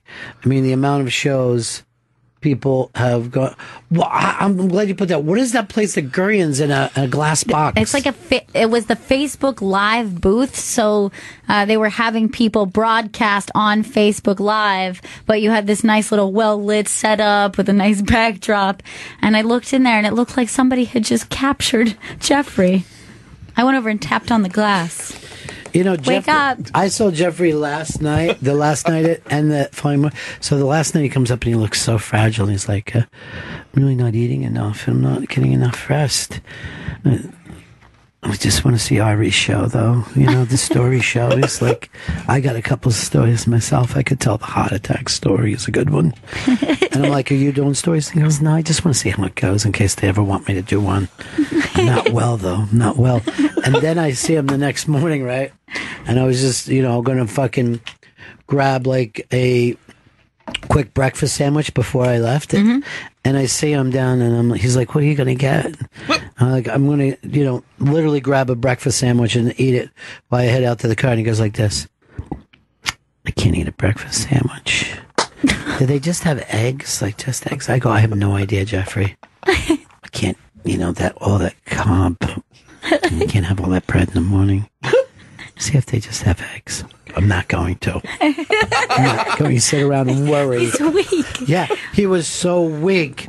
Because he was jumping around the entire time, everywhere you went. And by the way, Jeffrey is also another great person to stand by because everybody knows him. Everybody bumps into him. Everyone's got to say hey to him.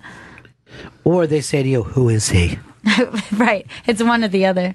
I tell him he's the lead singer of Hot Tuna. And that way, when they say later, I'll go, no, it was too much tuna.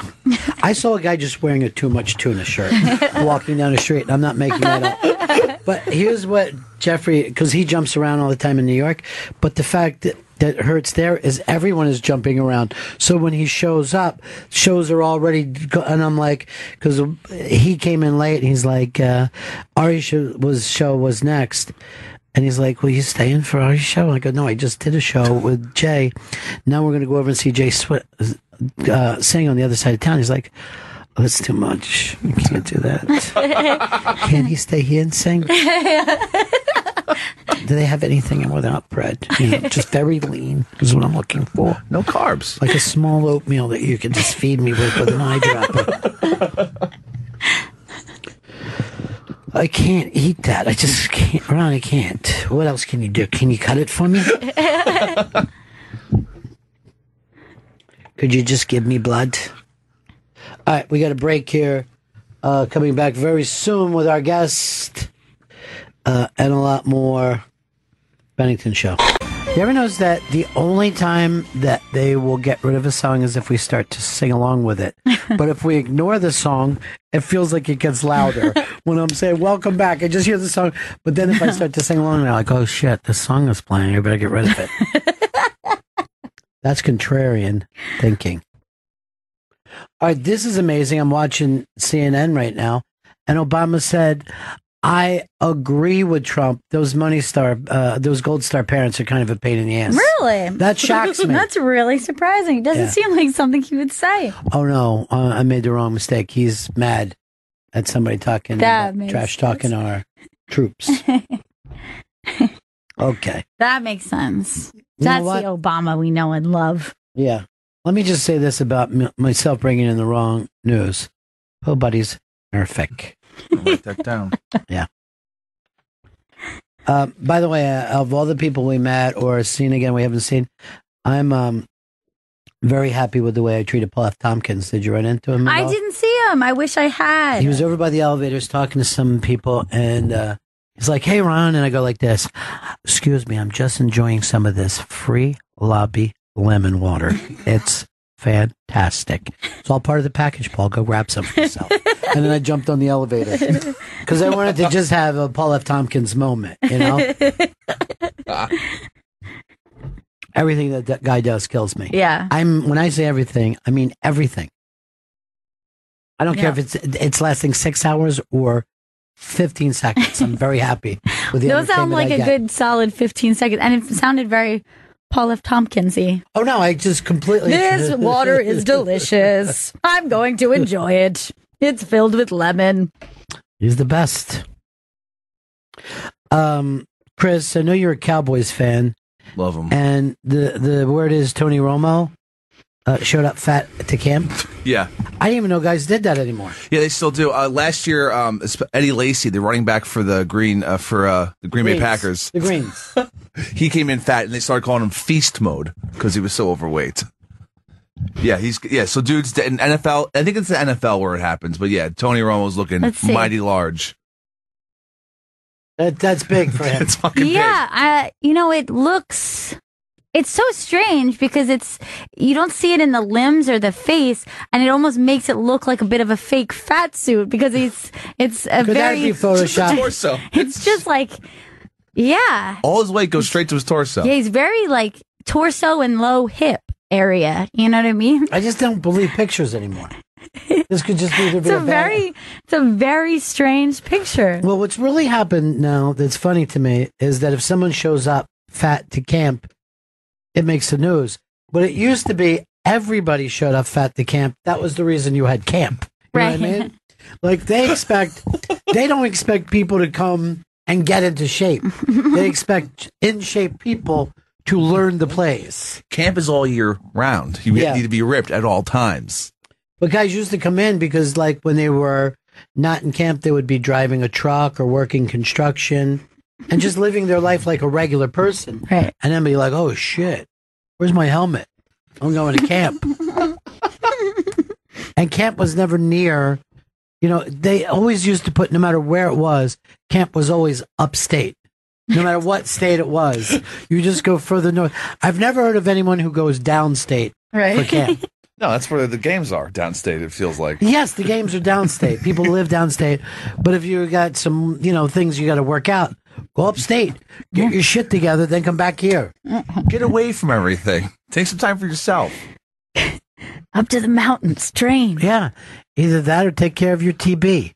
Either one of them should not be done downstate. Downstate is where people live. It's where life happens. It's where the people are. Yeah. But even if you think of like theater, they take theater upstate. Yeah. You don't like, oh, I'm doing summer stock. Where? Down at the shore. Beautiful. Down at the shore. Muggy, but yeah. You go upstate. You're in the mountains. You're getting your act together. Then you come back. So Tony Romo's got I guess he had a back problem, though, right? Bad back problem. He keeps breaking his clavicle. He's broken it like 3 times. Come on. Why for some reason, clavicle? Broken clavicle really freaks me out. It just seems like it's so painful. To me, it sounds like you broke a musical instrument and you're fine. All right. Now, Obama's the Gold Star fucking cheerleader. No one I like more than those Gold Star people. Keeps going on and on about Gold Star. I'll tell you this. I have never in my life saw a president that wanted another person to become the president so bad, ever, as Obama does with Hillary. They weren't even particularly close. They ran against each other. Yeah. But it seems to mean a lot to him. It's very important. Again, is it as much pro-Hillary as it is anti-Trump? It's hard to tell. Oh, it's anti-Trump. Everything that people are either voting against Hillary or against Trump. There's not a single person voting for either one of these people. Right. Now, I don't know whether this is true or not. And Chris, you can look at it and come back to me with a foggy. Oh, God, you're typing away over there. It's driving me nuts. What's going on your phone? I'm just giving Spencer the word to go greet our guest. The where to go? The word to go to the lobby to greet our Oh, I guest. thought you said the Early, weird. right? And Vito can't give her the where to go? I should have just, you should, just you do it. Vito, you don't check to see when our guests get. Why are you yelling at Spencer? Vito. I wasn't yelling at him. I was just telling him he needs to bring He's stuff running with as him. hard as he Oh can. my God. Tell him to run. I don't know why he's going in there. What is it, Spencer? Wait, no, Spencer, don't give that. What's the pen for? Wait, hold on. I can sit over here, Spencer. Let's get to the bottom of this, Vito. Why did you have him run in here with a magic marker and a sheet? I didn't. The word. All right, you stop it. What did you hear, Spencer? He said to just bring in the paper and come in here, and he gave me a magic marker here. Now, why would you do that, Vito? Vito. No, Spencer, my words were, don't forget to bring this out to the guests. Okay, sorry, I got confused. It was technically my fault. It's not your fault. It's his fault. You know, I still haven't had the meeting with Dan. Okay? Now, Dan said to me, I never get to go to Montreal. I go, Dan, you got drunk and missed 2 days' work, right? Any other job, you'd already be fired. Sure. I just wanted to, I had talked to Spencer, and you wanted me to take a step back, right? Not just react, because I react fast to stuff. Yeah. And I've taken that. You've taken a step back. Yeah, I've taken a step back. I'm like, I don't want to, and after talking to Spencer, I don't want to just be emotional. Yeah. You know what I mean? I want to be somebody who's thinking it through. But a guy that's already in that trouble with you goes, I never get to go anywhere. I go, dude, you were going to go to unemployment if Spencer didn't step in for you. I know. Spencer Now I'm having actually to- really Yeah. took care of the situation, you know? Now, Vito, you're wearing your Just for Laughs Expo hat. We're done. We're out of there. Put it behind you. My body might be here, but my heart's in Montreal. Your heart's part of your body, too. He loves it. Spencer, I don't want to overreact and get mad. But you see what he's doing to me, right? What? Driving me nuts. Oh. They don't focus on the show, and then they feel like they don't have to take me serious. Wow. Maybe what I got to do is, I don't know, break one of their feet, something. I got to do Whoa. something. I got to show that I'm a leader here. You know? I mean, just try and be nice to them and just sort of make them feel like that they understand. Do they though? I feel like they do, yeah. I mean, everybody here takes it seriously, it seems like. One of them gets drunk and doesn't come to the work, and the other one is wearing a nutty Expos hat. Oh. He doesn't even exist anymore. Pretty nice hat. Both of you should thank Spencer for me trying to be a different kind of manager here. And Chris, I shouldn't be the manager anyway. You should be. I should be the talent. I should be Gary Talent of the East Street Band. A big fan of Bruce Springsteen and the East Street Band, Spencer? I am a big fan of Bruce Springsteen, yeah. Okay, good. I like his songs. Good. Do you think it's true that there's a darkness on the edge of town? I don't think so. I mean, neither. I'm scared of it, actually. I've been to the edge of town. I won't go. I Seems heard about the darkness. Well lit. Do you know what? Yes, it was well lit. And I don't want you to stay away from the edge of town. I want you to go out and find out for yourself. Me? I'm a Center City girl. Now, what do you want me to do with this magic marker? And is that for Spencer to go That's greet for our me. guest? That's for me. Do you know who our guest is? Yes, it's Jackie Cashian. Cation. Cation. That was, no. I went through the same thing of this. So why don't you go greet her? Sure. Make it happen. Do it. You know, this is what you're known for. People Yeah. love it. This is your thing. Yes, it is. You're the guy And behind the guy. If you catch me behind the guy. not yelling at these guys, give me a little like, way to go, Ron. You know? Yeah, say 'Cause- you handled it well because I feel like you're learning a lot from Dude, Spencer. I've been back here for 2 hours and I could kill my entire staff. Me too. Yeah, he just went back the other way. He's in the... That's not where Jackie is, right? Come on, Vito. Vito. Get control, Spencer. Well, one thing, Spencer is my quickest moving employee. He's very fast. And he leans into the run, too. Yeah, for momentum. Yeah. I get worried sometimes I see him running. He might take a spell. Chris, you know your idol, Nick Denton, right? Yeah. Love Mr. Gawker himself, Nick Denton. He just filed for personal bankruptcy. No. They destroyed this dude. Jesus. He was trying to postpone it, and so that he wouldn't have to actually. I think he's on the hook for like $10 million of his own money. Yeah. This is really bad. Here's my problem. He owes me $186. I wouldn't count on that, Ron. Yeah? Well, guess what? The difference between American Express, I ain't calling you.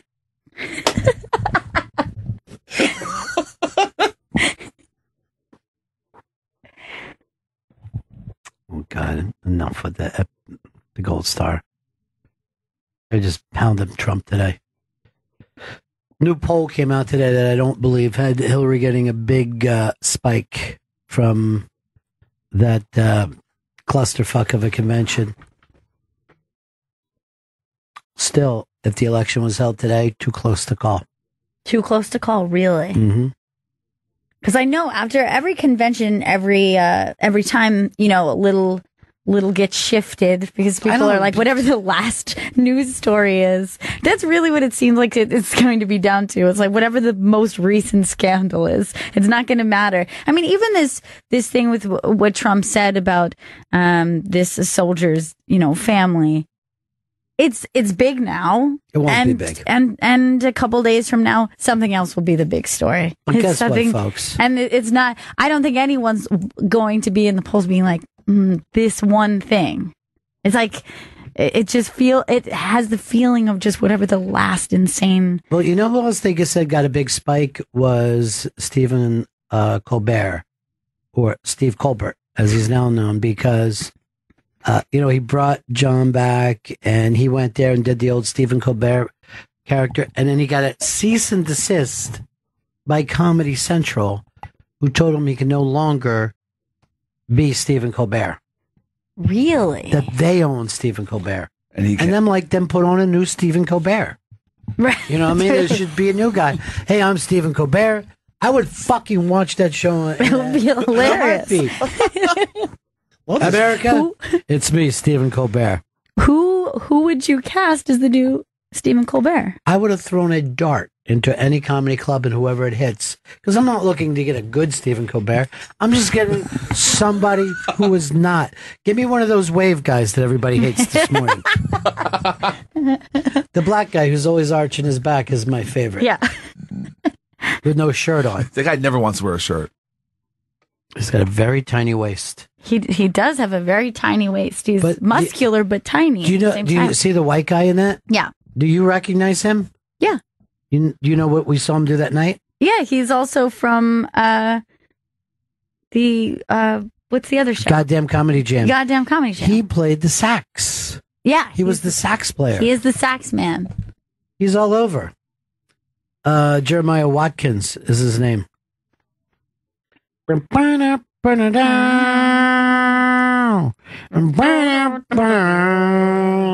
most redundant sax solo in history. But I like a sax solo that you could sing along with.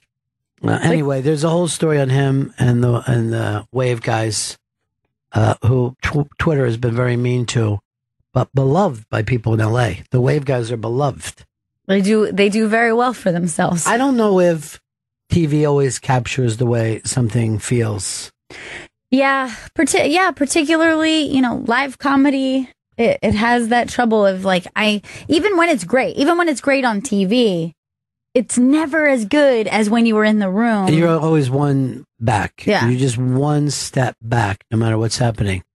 I don't know why or what happened with Spencer Berger, but he left some time ago. He was bringing our guest. He's okay.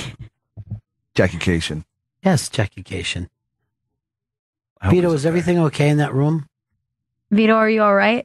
Yeah, I'm just grabbing some phones because Spencer's grabbing our guest. Okay. Check in with Spencer, though, to make sure he's okay.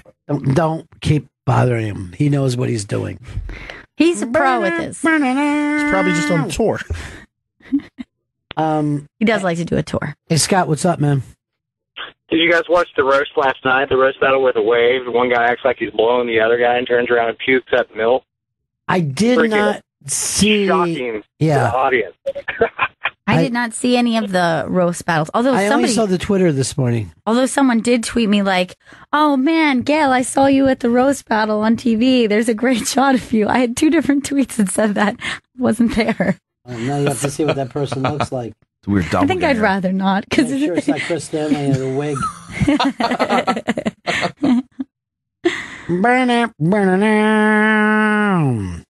Yeah, that was the live one. Who won, Chris? Do you know? Mike Lawrence. Mike Lawrence. Oh, our buddy Mike Lawrence Yeah. is a hilarious guy. Here's Richard. Richard, what's up? Hey, Ron, what's going on? Hey, Still- what do you think still of sponsored. Adam Scott from Parks and Rec being the new Stephen Colbert? Oh, whoever did a shitty job, I would be for. It doesn't really matter that much to me who does it. But if they claim they own the Stephen Colbert character, then do it. Then use it. Yeah. Don't put it in the closet. We'd all like to see it again. Isn't there a thing that they have to use a character? Like if they don't put out an Aquaman movie, then everybody gets to be Aquaman? Or they lose the rights. Yeah, that's what happens. So you like there's only so much time that you can kind of sit on saying I've bought the rights to this thing. And if something's been around a long time, I think you can do it too. Like I think we can make a Sherlock Holmes movie or a Dracula movie.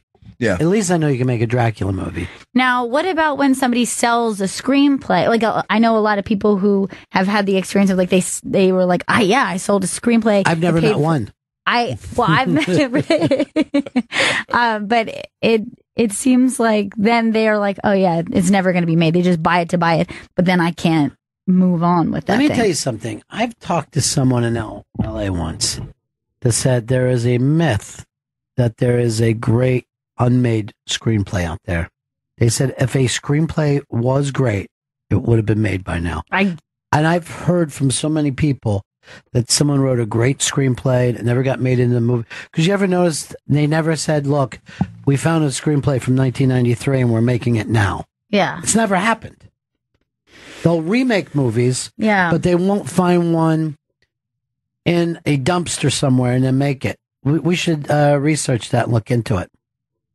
Jackie Cation's here. She's Jackie's podcast, The Dork Forest, is available on iTunes and the All Things Comedy Podcast Network. And the Jackie and Laurie Show is available on the Nerdist Network. And Jackie's special, This Will Make an Excellent Horcrux, is available at comedyfilmnerds.com. Great. Now you're gonna be plug guy today? I'm gonna plug Jackie today. Yeah, because I never know which days you are and which days you don't. I'm gonna start putting that on the schedule. No, you don't have to put it in the schedule. I just want your agreement now that you're plug guy. I'm plug boy. Yeah. Well, plug boy makes it sound bad. All right, let's bring in Jackie. Right That's here. a great. You have Jackie Cation's coming in studio. The podcast, The Dork Forest, is available on iTunes and All Things Comedy Podcast Network. And the Jackie and Laurie Show is available on the Nerdist Network. On Twitter, it's at Jackie Cation. Jackie, how was our guy Scott Berger? He went to look for you. Yeah. And Spencer Berger. And then we didn't see you guys for a while after he left. Well, there was some trouble. Oh, there Let's was. I thought that I thought there was a 38th floor. Hi, guys. So I went all the way up to the top, and I was like, wait, we're supposed to go to 38. Nobody, by the way, in the elevator. 2 beautiful things happened to me, by the way. On the outside of this building, there were 2 very tiny women discussing a terrible, terrible thing that happened in one of their lives. She had gone from a size 6 shoe to a 6.5. Shoe. Shoe, yeah. And the other one, super, super sad for her, very commiserating. So, thoughts and prayers, you guys. Thoughts and prayers. Oh yeah, you gotta get rid of all your old shoes now. But to get that half growth so late in life, I think it's amazing. I know it's so beautiful because that's really more of a problem of width than it is. Yeah, length, well, it's a right? flattening out of the shoe. I think is or the foot. It's part of the aging process. We're all going through it, ladies. There's nothing to be done about it. I get in the elevator. And there's like 3 dudes that are in there. There's a bunch of people, but 3 gentlemen are having a fascinating discussion that this guy loudly proclaims, Joe Rogan's the worst. Never funny. Never funny. Don't like him. Not a good guy. And the other guy goes, "Wow, America does not agree with you." and the first guy then proceeds to spend 36 levels talking about how much he dislikes Joe Rogan, to the discomfort of the other four of us sitting in here. And I'm standing next to another woman, and I turn her and I go, "I'm Joe Rogan's mom. I'm so sorry." And she goes, almost at the top of her lungs, she almost goes, "Hey, do you want me to kick him?" I love when someone just picks out someone who's incredibly successful and decides that no, they shouldn't be. Right, and affects that guy's life. I'm going to say not at all. Not right. Even. Don't go to the movies, my friend. Yeah. Don't buy a ticket to the comedy club. It's all going to work out. Yeah. That's an easy workaround. Yeah. Joe Rogan. There are plenty of channels, too, that you don't have to view or listen to anyone. You don't even have to get up. You want to. You got a remote now. Yeah. Like, I remember when I was younger, I was pretty much stuck with a couple of choices, and I would watch stuff that I hated. You know what I mean? I would be able to sit there and go, "Why does Dinah Shore have a show? This is amazing to me." But no more. I find it overwhelming the amount of stuff that's good that I'm supposed to be watching. Can't keep up. TV shows, comedians. It's just like there's so much stuff. There's so many things out there. People are amazing, it turns out, and the content is great. There's a lot of amazing stuff right now, and I've seen almost none of it. My husband will not binge watch anything, so we'll watch. He two refuses things. to binge. Well, he's just like, we watched 2 episodes. That seems good, doesn't it? I was like, then we have to turn the television on tomorrow. He won't turn the damn thing on because if it's on, he's a tiny child. He is mesmerized. He's like, I have other work to do, and I was like, okay, we need possibly a bigger house. And he's like, well, then I would just follow you into that room because he likes me. And that's what I like about him. That is nice. He wants to be with you. He does want to be with me. Yeah. Well, I don't get to finish Daredevil season 2. How about that? Daredevil's one I'm told I'm supposed to watch. I can't get to it. There's like The Wire. I saw the first season and I thought to myself, well, this isn't going to go well. Much like The Godfather. I saw the first Godfather, and it's my brother. I have 4 brothers and a dad, and it's their favorite, and my sister. It's one of their favorite movies of all time. I come from sort of the poor man's version of The Godfather. My father was a bagman for a bookie in Milwaukee. Wow. Okay. Yeah, that does not a Corleone or a Soprano make. So I watched the first Sopranos, the first Godfather, and at the end of the movie, where you see that long shot and somebody's kissing his ring. Yeah. All I could think was, oh, their relationship isn't going to work. He's already lied to her. So I've never seen 2 or 3. Now, you said that your dad was a bagman in Milwaukee. That's close to Chicago, though. There's a little bit of bleed over. Yeah. Oh, we would go to Lake Geneva, which is where the Chicago mob would bury their dead. Yeah. Welcome to Ocean Spray, because there's a bunch of cranberry bogs around there. So drink up. I made that up. I don't know that that's true, but I do like the idea. Oh, he's drinking Ocean Spray right now, as being like mafia slang. That's Hoffa. That's Hoffa. Drink up. Never found Hoffa. They never did find Hoffa. Yeah. I don't know a lot about it. I think that's for the best. I know enough. A guy that I'd met when I was a kid was in the date book, right? As he was supposed to have lunch with Hoffa that day. So his name was Frank something, but they're making Scorsese's going to make a movie about this. Really? And I was just a kid, and I was like, working at this hotel, and he was there. But and the movie is called They Paint Houses, because the thing was to say, oh, I know this guy paints houses. It means he shoots people. He covers the wall in blood. And I know nothing about if anything was true. But this little hotel that I was working at, a bartender was there, and this guy's wife, or girlfriend, I think, had been hit by a train and was killed. And he goes, oh, I'm so sorry to hear about your girlfriend. And he was just sitting there, and he takes it off his drink. He goes, and this was like a couple days later, he goes, she was a cunt. And everybody was fucking petrified of this dude. That is terrifying. Yeah. Everybody was petrified. That's a Trump level of... Frank Sheeran. Frank Sheeran is nice his name. work. Yeah. But I will also tell you this. He used to do negotiating business with the city of Wilmington with a young Joe Biden. at the time. Really? Yeah. So I'm like Forrest Gump. I feel like I've just stepped through a weird history, but one no one cares about. That's a fascinating story. I have some hearsay.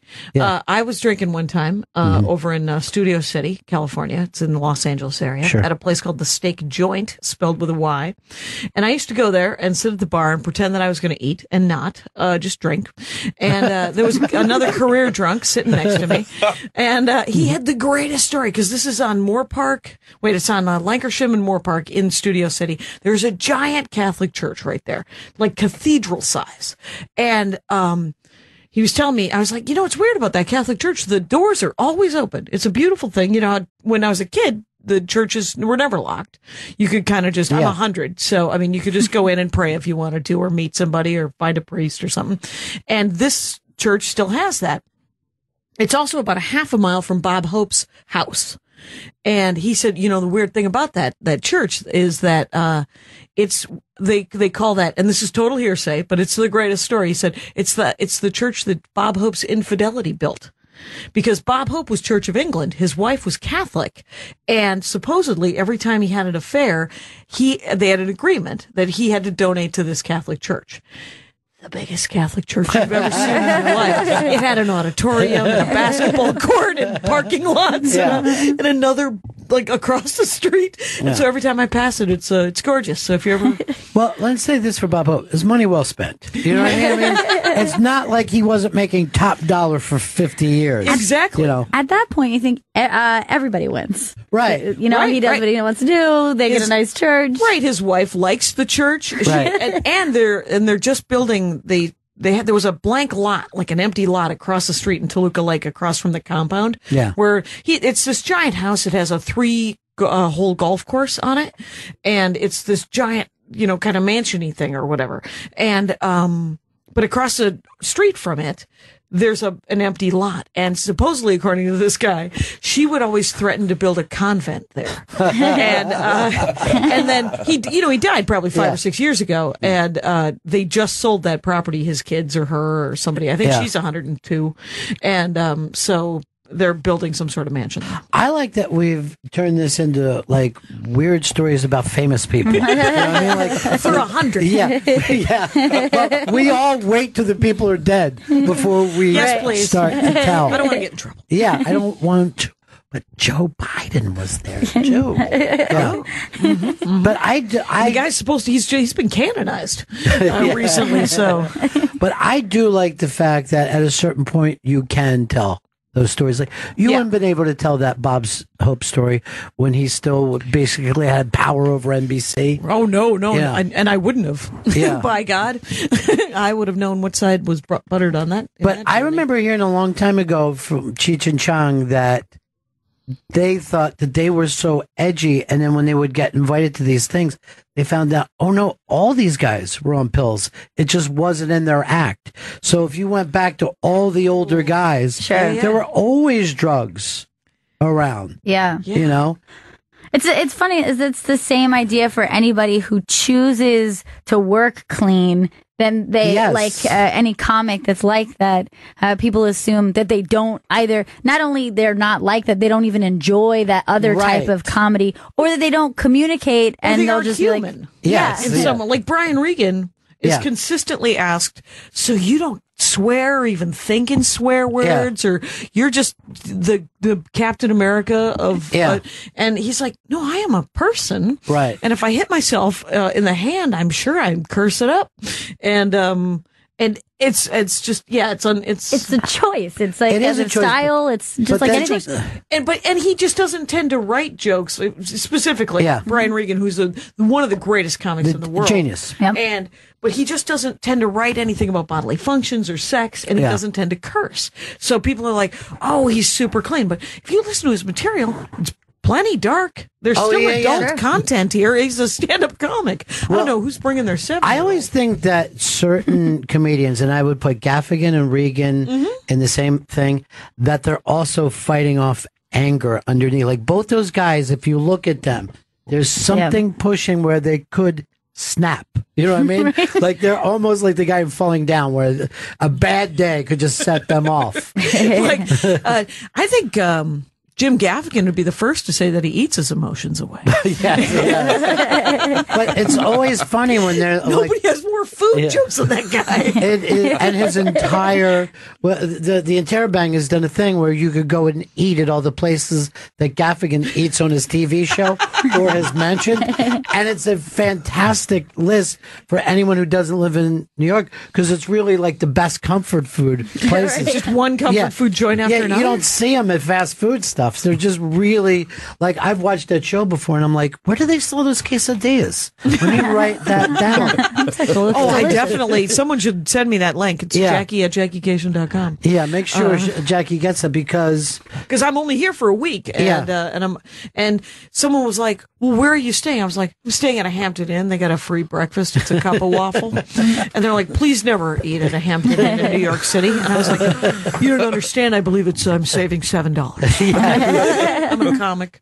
Those places, the Hampton in the morning is slammed with people eating that food. Yes, that they would never. I wouldn't stop at. And I don't eat cup of waffle, but I love to be offered the cup of waffle. Right. I like the option. What if one day I want something that's been sitting out too long that then gets cooked? There's a businessman eating dried Rice Krispies with a little milk. Like you would never do this. I was in Brooklyn last night and Russian tea something. RT whatever. And it was so hot last night. I just remembered why no one remember in the 30s and 40s when everyone left the city. Yes. Because there was no air conditioning well into the 70s. Because the cars are air conditioned, but the stations aren't air conditioned, the subway cars. And so by the time I got to any show, I'm dripping. I'm soaked. My armpits I'm like, this is pretty. I feel good. I would like to know this too. Why does the smell of dog piss carry in the summer? You know what I mean? Like, it's baked in. It's just rank. Yeah. You can hit certain spots and you're like, I might kill every dog. I wanted to get booked in the Poconos. Yeah. I was like, get me out of here. But having the subway stations not with no AC and then you get on the train is just like the worst sickly feeling to me because then you're sweating and then it freezes on you. Yeah. And then you just feel like, oh God, like, I should probably go to the hospital. Like, your body just feels like, oh God, this is the worst. You just gave yourself Zika without meaning to. Jackie Cation's in studio. Jackie's podcast, The Dork Forest, is available on iTunes and the All Things Comedy Podcast Network. And the Jack and Laurie Show is available on the Nerdist Network. And Jackie's special, This Will Make an Excellent Horcrux, is available at www.comedyfilmnerds.com. Jackie's just on fire. Everything's happening for you now. It's, you know what? Things are going in a Jackie Cation direction. It's been very nice. I had my first surgery 2 weeks ago. I grow up so fast. Anyway, I've never been sick before a day of my life because this is old-timey peasant stock. Yeah. This was built to pick up a rock on someone else's property and move it to another part of their property. So this goes until it falls over and dies. And so I had like one of those lady things. I had a fibroid in my uterus, a Pokemon, a non-rare, you guys. It's okay. It's okay. It's all good. It's, I had a pokeectomy. And, so they had to put me under and stuff, but I was terrified. I am not a brave person. Right. And I've never had surgery before. And so I go to talk to the surgeon and he has all the social skills of a surgeon. Mm-hmm. But I had, the point being is that I had to actually turn down work for the first time in my life. I booked, I was supposed to open for Brian Regan and Maria Bamford that weekend. It was easily the best money of my year. And oddly enough, poetically enough, the exact amount of my deductible. I was like, wow, God. All right. And, but then the surgery got pushed like 4 days and all the comics I know were like, you could still go. And I was like, I don't think you understand how uncomfortable I need surgery. I don't know if you heard about that. There's a reason that I couldn't that I went to the hospital. So, but the doctor, because I was scared about the anesthesiology. Sure. Have you ever had anesthesia? I have never. I have. But he has, yeah. super scary because I was like, well, I don't get sick, so clearly I'm about to die, and they're about to put me under, and I was like, will I wake up not knowing how to speak? I don't know what's going to happen. They turn you off. That's what happens. I don't want to be turned. Yeah, that was the scary. Yeah, that's exactly what it was. And so I asked the doctor, the surgeon, about it, and he goes, yeah, sometimes people die under anesthesiology. I can never get them to sign that consent form because he's hilarious. Because I accidentally told him I was a comic. Yeah, that's funny to us. It's a good time for jokes. You know what I mean? We don't want pilots or surgeons. The definition of too soon. Right. Yeah, how about when we land? All the jokes about falling out of the sky. Right, that'll be cute. but when I did that, and I just had an emergency appendicitis things. I think 5 or 6 years ago. But the weird thing was, I felt like they did, like I would, like when you're saying you're scared, I know I must have been scared because I was furious. And I was just like, while they were talking to me, I'm just like, just fucking do it. Yes. I mean, I couldn't even look at them. I was enraged. But I felt like they were like, all right, count backwards and wake up. Where like there was no time in. There was no time in the only time I've seen anesthesiology was on MASH, right? And there was a mask, and then you counted back. There's no mask. It turns out they just do an IV in your arm, really, and they go, well, we're going to wheel you into surgery now, and then you wake up in another room that looked just like the room you just left, but it has a different number on it. And I was like, is it over? And they're like, yeah. And it was perfectly, and it was all good. And but see, now you know what it's like not to exist. That time, you didn't exist. I don't enjoy that. Yeah. My ego is far too great to want to be any part of that. Turns out I'm not the hero of that story. Okay. But it is the weirdest thing. It's not like you get put to sleep. You turn off. Yeah, time just stops and then turns back on again. Yeah, the idea of that just gives me such anxiety. It's so scary to me. But I'd say this, not existing seems so relaxing. Does it? Oh, yeah. No commitment. Yeah. It doesn't exist anymore. When the comics were like, you could still probably get up there and do the time. And I was like, I think this is the universe's way of saying, would you chill out for a second? Right. You don't have to work. There'll always be another whatever, you know? But you've been working with Maria a lot, right? Yeah, recently she's been doing and because she has a new show on Lady Dynamite called Lady Dynamite on Netflix, killing, and it's changed her life. Hilarious. Yeah, it is. It is the think of Arrested Development, South Park. Those are the two executive producers, and Maria Bamford's Act, all shoved into a blender. So it's relatively dirty, really weird, and then crazy smart and different, which is all together and then layered together on a club It's a sandwich. phenomenal show. It's so ridiculously funny, and I loved her for a long time, so I was really excited about it. Oh yeah, straight stand up or straight stand up. Yeah. So, but watching it was even more bizarre and more so uniquely her than I could have ever anticipated. So if you haven't seen it yet, but isn't that the kind of interesting thing? Like everybody's known forever that she's terrific, but then if you get some kind of TV thing, it's almost like people acknowledge it somehow. I was just in Montreal with her, and I did a live Dork Forest, and then she received an award, the Breakout Star of the Year, which is true. It's true. Right. Everybody who follows stand up to a certain amount and sometimes if you don't follow a certain kind of stand up, you wouldn't know her. So now there is this vehicle that will supposedly catapult her into another. It's always interesting that happens, but I'm always interested in people where you go, oh, she said a funny thing that I probably never could have come up with. Like, there's plenty of people you're like, okay, if I had enough time, maybe I could have written that same joke. But the people who write jokes that don't exist anywhere, right? Like Louis C.K. I've never met anyone who goes more. He has more empathy, I think, for the human experience. Than.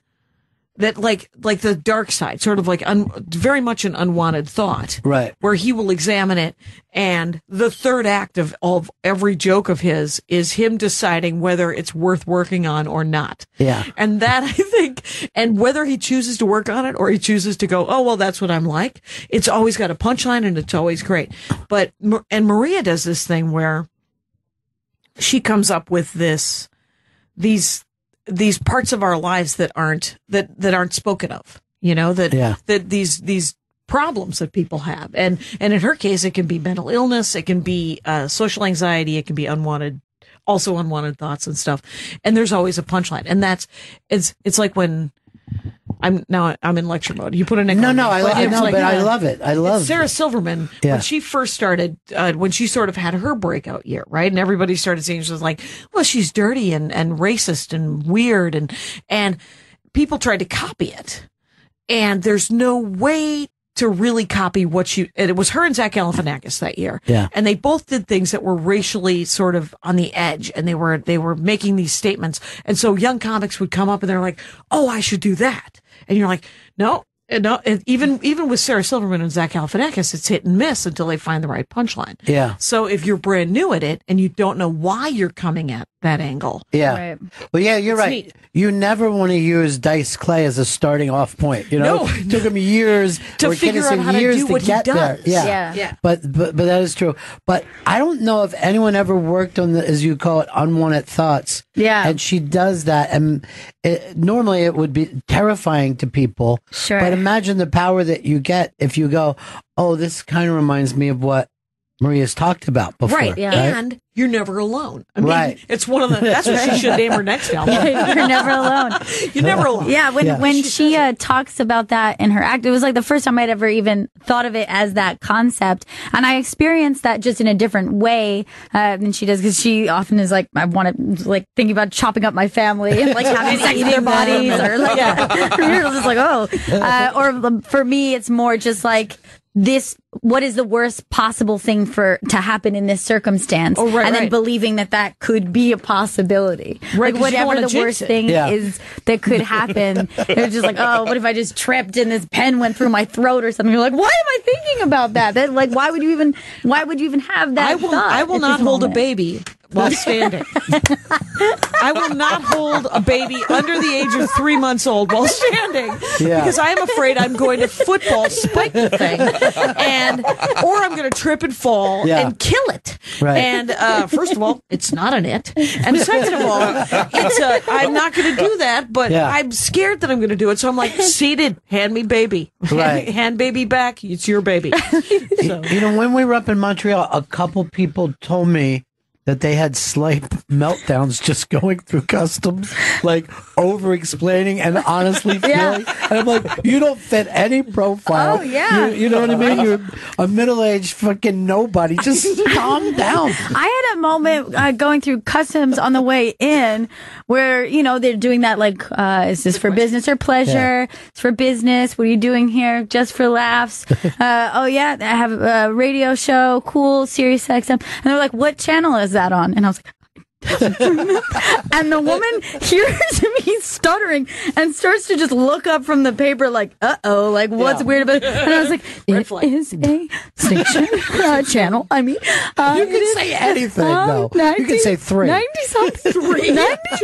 And I was like, 99. Raw dog. It's called, they play comedy. And then all of a sudden I'm like over-explaining why I couldn't remember Channel 99, which I honestly think she was just curious. Yes. It didn't seem part of the examination. What they want to do is see how you answer questions. They don't want to. That's exactly. She may not have cared at all. She just like slowly panned up from the paper, like, what we got us a live one. She's hitting a button. Going on? Just see her hand go underneath the desk. Okay, just hold on. I'm going to need you to step aside for one moment. I will say this: every time I go through the metal detector, not every time, but for a while, I would think to myself, am I a terrorist? Right. Do I have a gun? I don't ever have a gun. But I have a knife. But it's I have... It's in my checked luggage. I have thought about crime enough that I never want to be on any kind of lie detector, because I can put myself in the position of anyone, and like if they said, have you ever done something? I'm like, in my thoughts. Right. My thoughts, yes. I pulled off some amazing bank robberies. By the way, go ahead. Mm-hmm. I was just going to say, how great were the first 3 seasons of Leverage? See, that was totally worth interrupting you. No? Nobody? I was going to say, on the way back in, going through customs, I was standing beside Vito, and they asked him some question that was like, did you make any large purchases that you want to make a mention of? And he just awkwardly says, I bought this hat. And the guy looks at him like, all right. That is a $20 and hat, my I friend. wanted to say that's a large purchase for him. You're not like, that was a big deal for him. All of his large purchases were on our food expenses. He thought he meant large in size. He ate a $500 meal. The largest item was this 11.5 sized hat.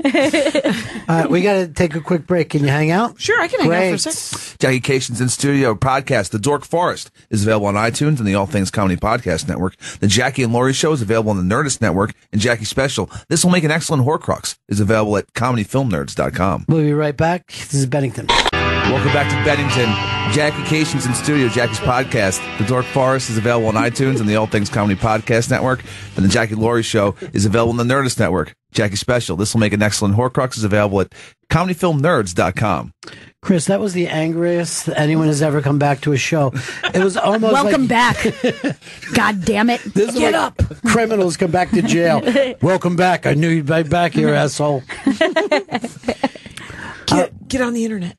Where was the gig that you were going to do with Maria and Brian? Is that It was It was all in the Bay Area. It was like Yeah. a Napa Valley, and then it was San Jose, and then it was somewhere else that might also have been San Jose. Wow. But two different audiences, you know? So I could have opened for Brian, and then the next night opened for Maria in the same town. That is crazy. But again, this is how well respected your career has gotten. You're at this point now. It's great that I'm opening for both of them and I could play those two different, very disparate audiences. Right. And I think of myself as the golden retriever of stand-up comedy. There's really nobody doesn't like me, guys. What's not to like? That is true that Brian's fans aren't necessarily comedy fans. They're Brian fans. Like there's some people who are fans of all comedy, and some people that they bring their own. Like Brian's fans come with their children, and Yeah, it's a family event. It's like Yeah. the first time I opened for him, I was terrified that I was going to have Tourette's in the middle of the fucking thing because there's a 9-year-old sitting in the front row, and.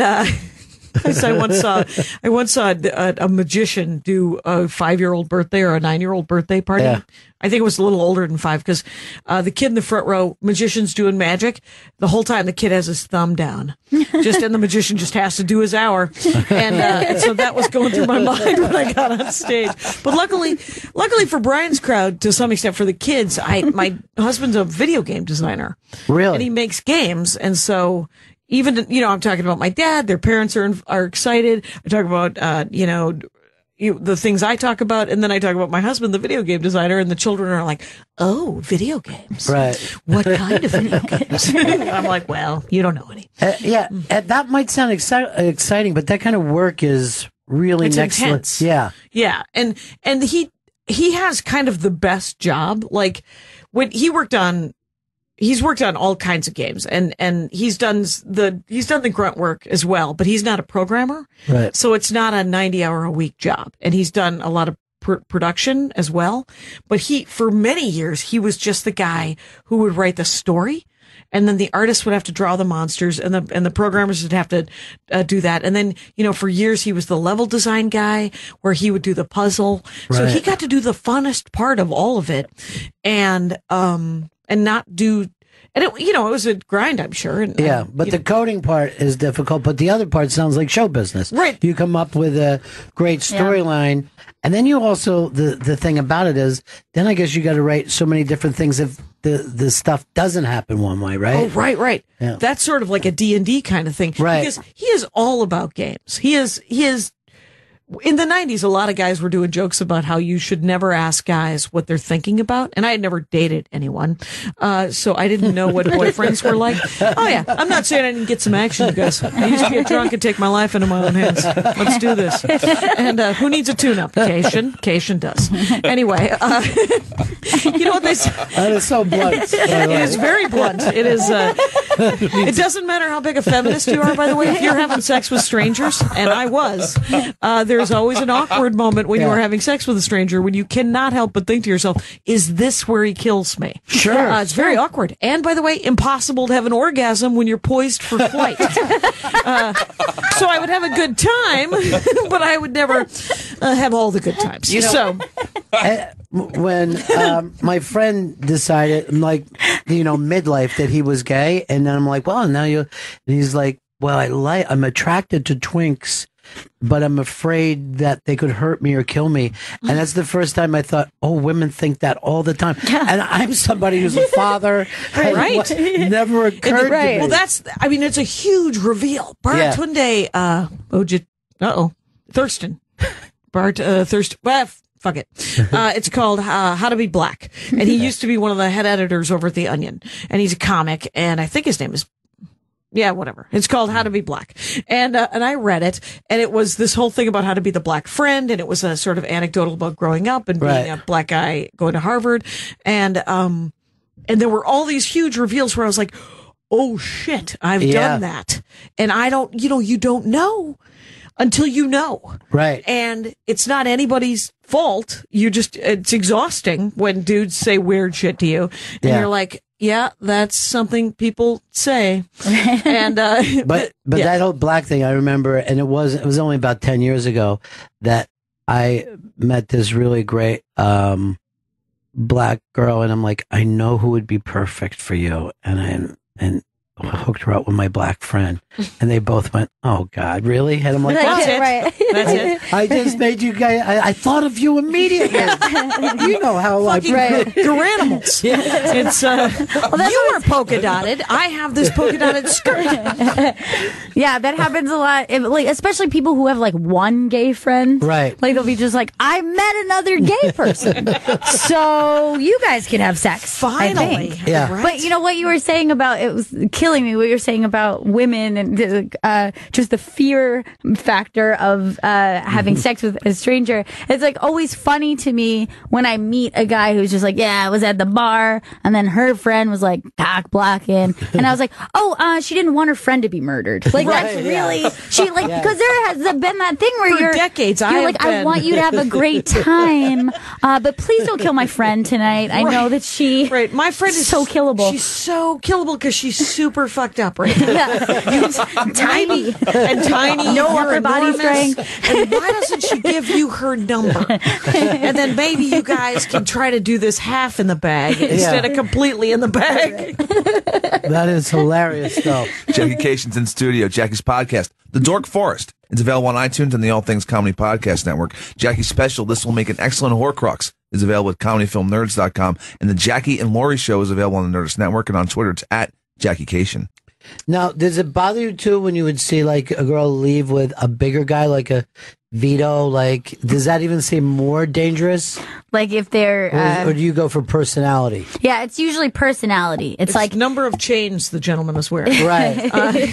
Yeah, it's normally like if you just get a weird vibe, because there's like a small scrappy guy can be terrifying. You're just like, that guy's like weird and he looks controlling or something. You know? Yeah. Like it is, and it is a snap judgment. It isn't cool to snap judge, but you kind of have to call it when you're in a club with somebody and you're just like, no, that guy isn't the guy. Right, That's exactly. Or you're just like, yeah, like he definitely likes you, but he's terribly persistent about it. Right. And I remember hooking up with some guys, and I am the youngest of 6, and my mother, enormously fertile. So even the drunkest, like in the biggest blackout drunk, I remember using a condom just because I was like, I will get pregnant and then we will have to deal with this and I don't want to. And I don't have $300 just lying around. Right. So, and you don't want a baby. But I'm willing to pay $150 and give you a ride. $150, just walk around, free condom maybe. And it was the 90s, or the 80s or whatever it was. Yeah. But I remember a couple of times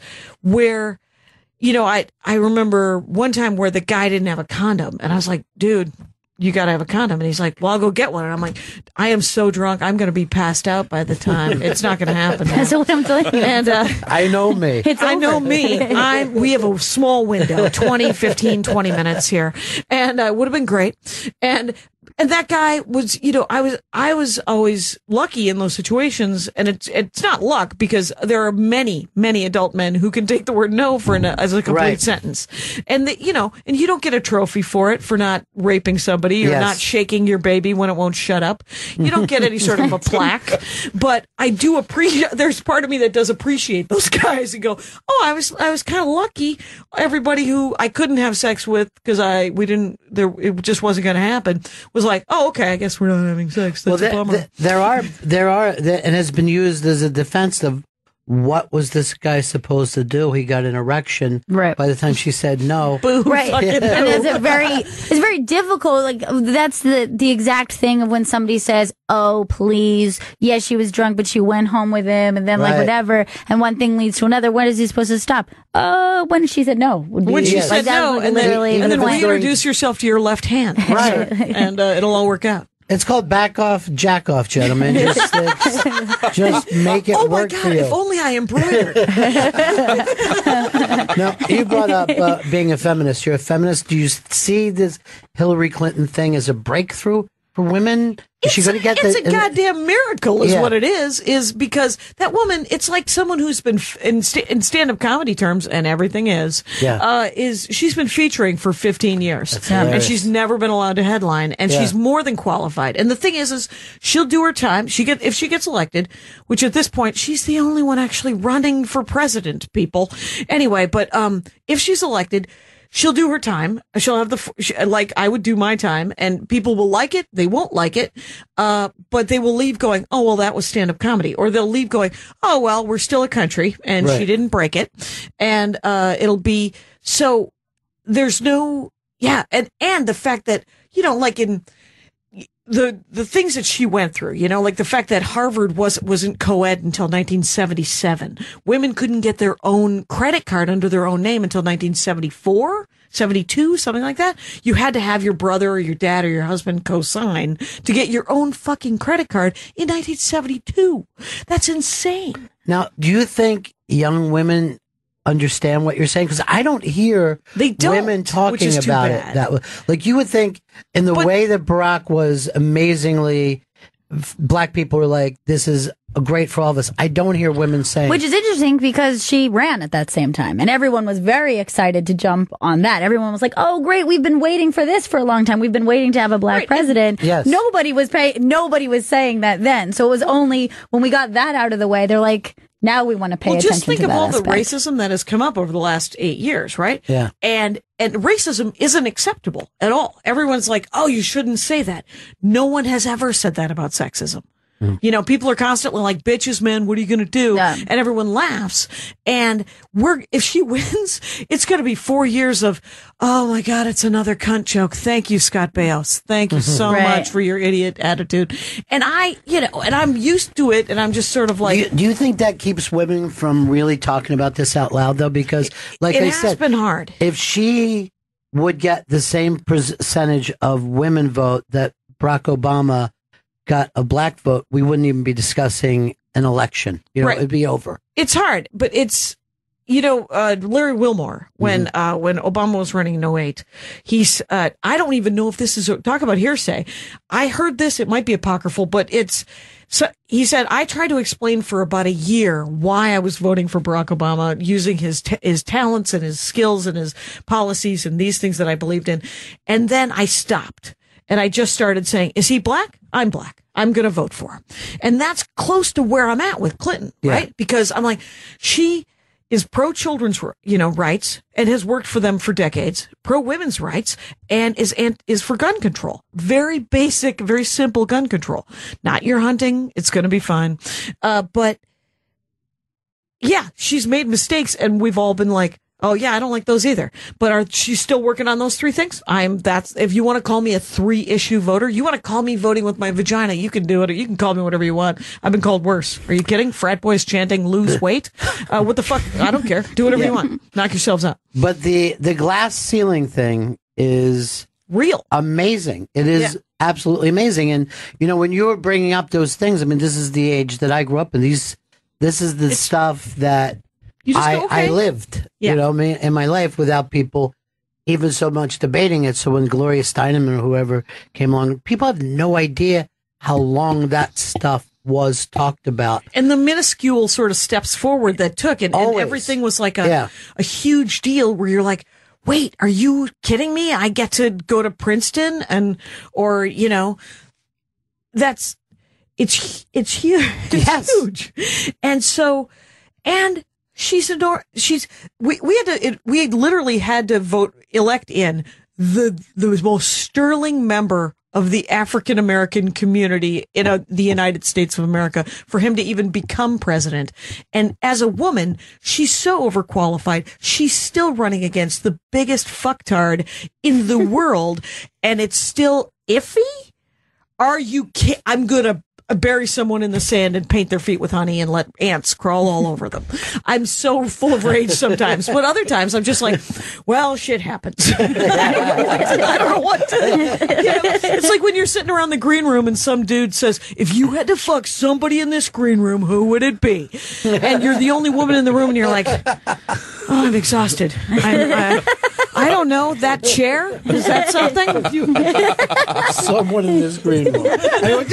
Just passing time. If you got $1 million, what would you do with it? And if you had to fuck someone, it'd be me, right? And no, it wouldn't be, because you brought that question up, my friend.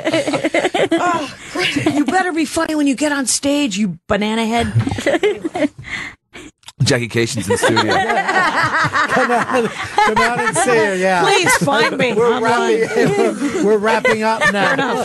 Jackie's podcast, The Dork Forest, is available on iTunes and the All Things Comedy Podcast Network. The Jackie and Laurie Show is available on the Nerdist Network. Jackie's special, This Will Make an Excellent Horcrux, is available at comedyfilmnerds.com. On Twitter, it's at Jackie Cation. But Jackie, before I let you go, thanks. Do you think Hillary is actually going to win, or is this something you want? Do you think? I don't. My dad's 79 and he's a salesman, and I am scared to ask him about politics ever, because by no stretch of the imagination is he a liberal. Mm-hmm. But also, he is not a conservative. He is almost Trump-like in his self-absorption, except for that he's a better person. Mm-hmm. And but so I asked him. I said, "What do you think about Trump? Do you think he has a chance to win?" And my dad is like, "Well, that guy's a hell of a pitch man." Mm-hmm. He's a hell of a pitch man, but I like to make the sale in one. I like to pitch. You can't just pitch to the wife and the husband. They're going to ask for each other before they make the decision. Trump is pitching to the people in front of him. It's almost like he doesn't know he's being recorded. Yeah. And I was like, yeah, but do you think he can win? He goes, I don't know. He might get lucky, but I'll tell you something. If he wins, he's going to have a hard time sitting with that horseshoe up his ass. And so I don't know. Yeah. I mean, that's the thing that does drive me mad sometimes, is that we don't know. I know that everyone sane is going to vote for the only person who's running for president. He isn't. He's not going to be president if he wins. Mike Pence is. And I don't want Mike Pence anywhere near the budget or my uterus. So, those are the things, because he's the governor of Indiana, and he was the guy who was like, you had to have, if you have a miscarriage, you had to have a funeral for your miscarried baby. Yes. Fetus. And I've had a miscarriage, and, no. No, that was a pile of blood. No, and that's gross. But XM Radio, you guys, come on, you can say anything. All right, I think we wrap it up when it was just a pile of blood. That is it. We'll see you guys again in 1974. Ladies and gentlemen, the evening is over. We hope you all enjoyed yourselves, and we'll see you all again in 1974. Good evening!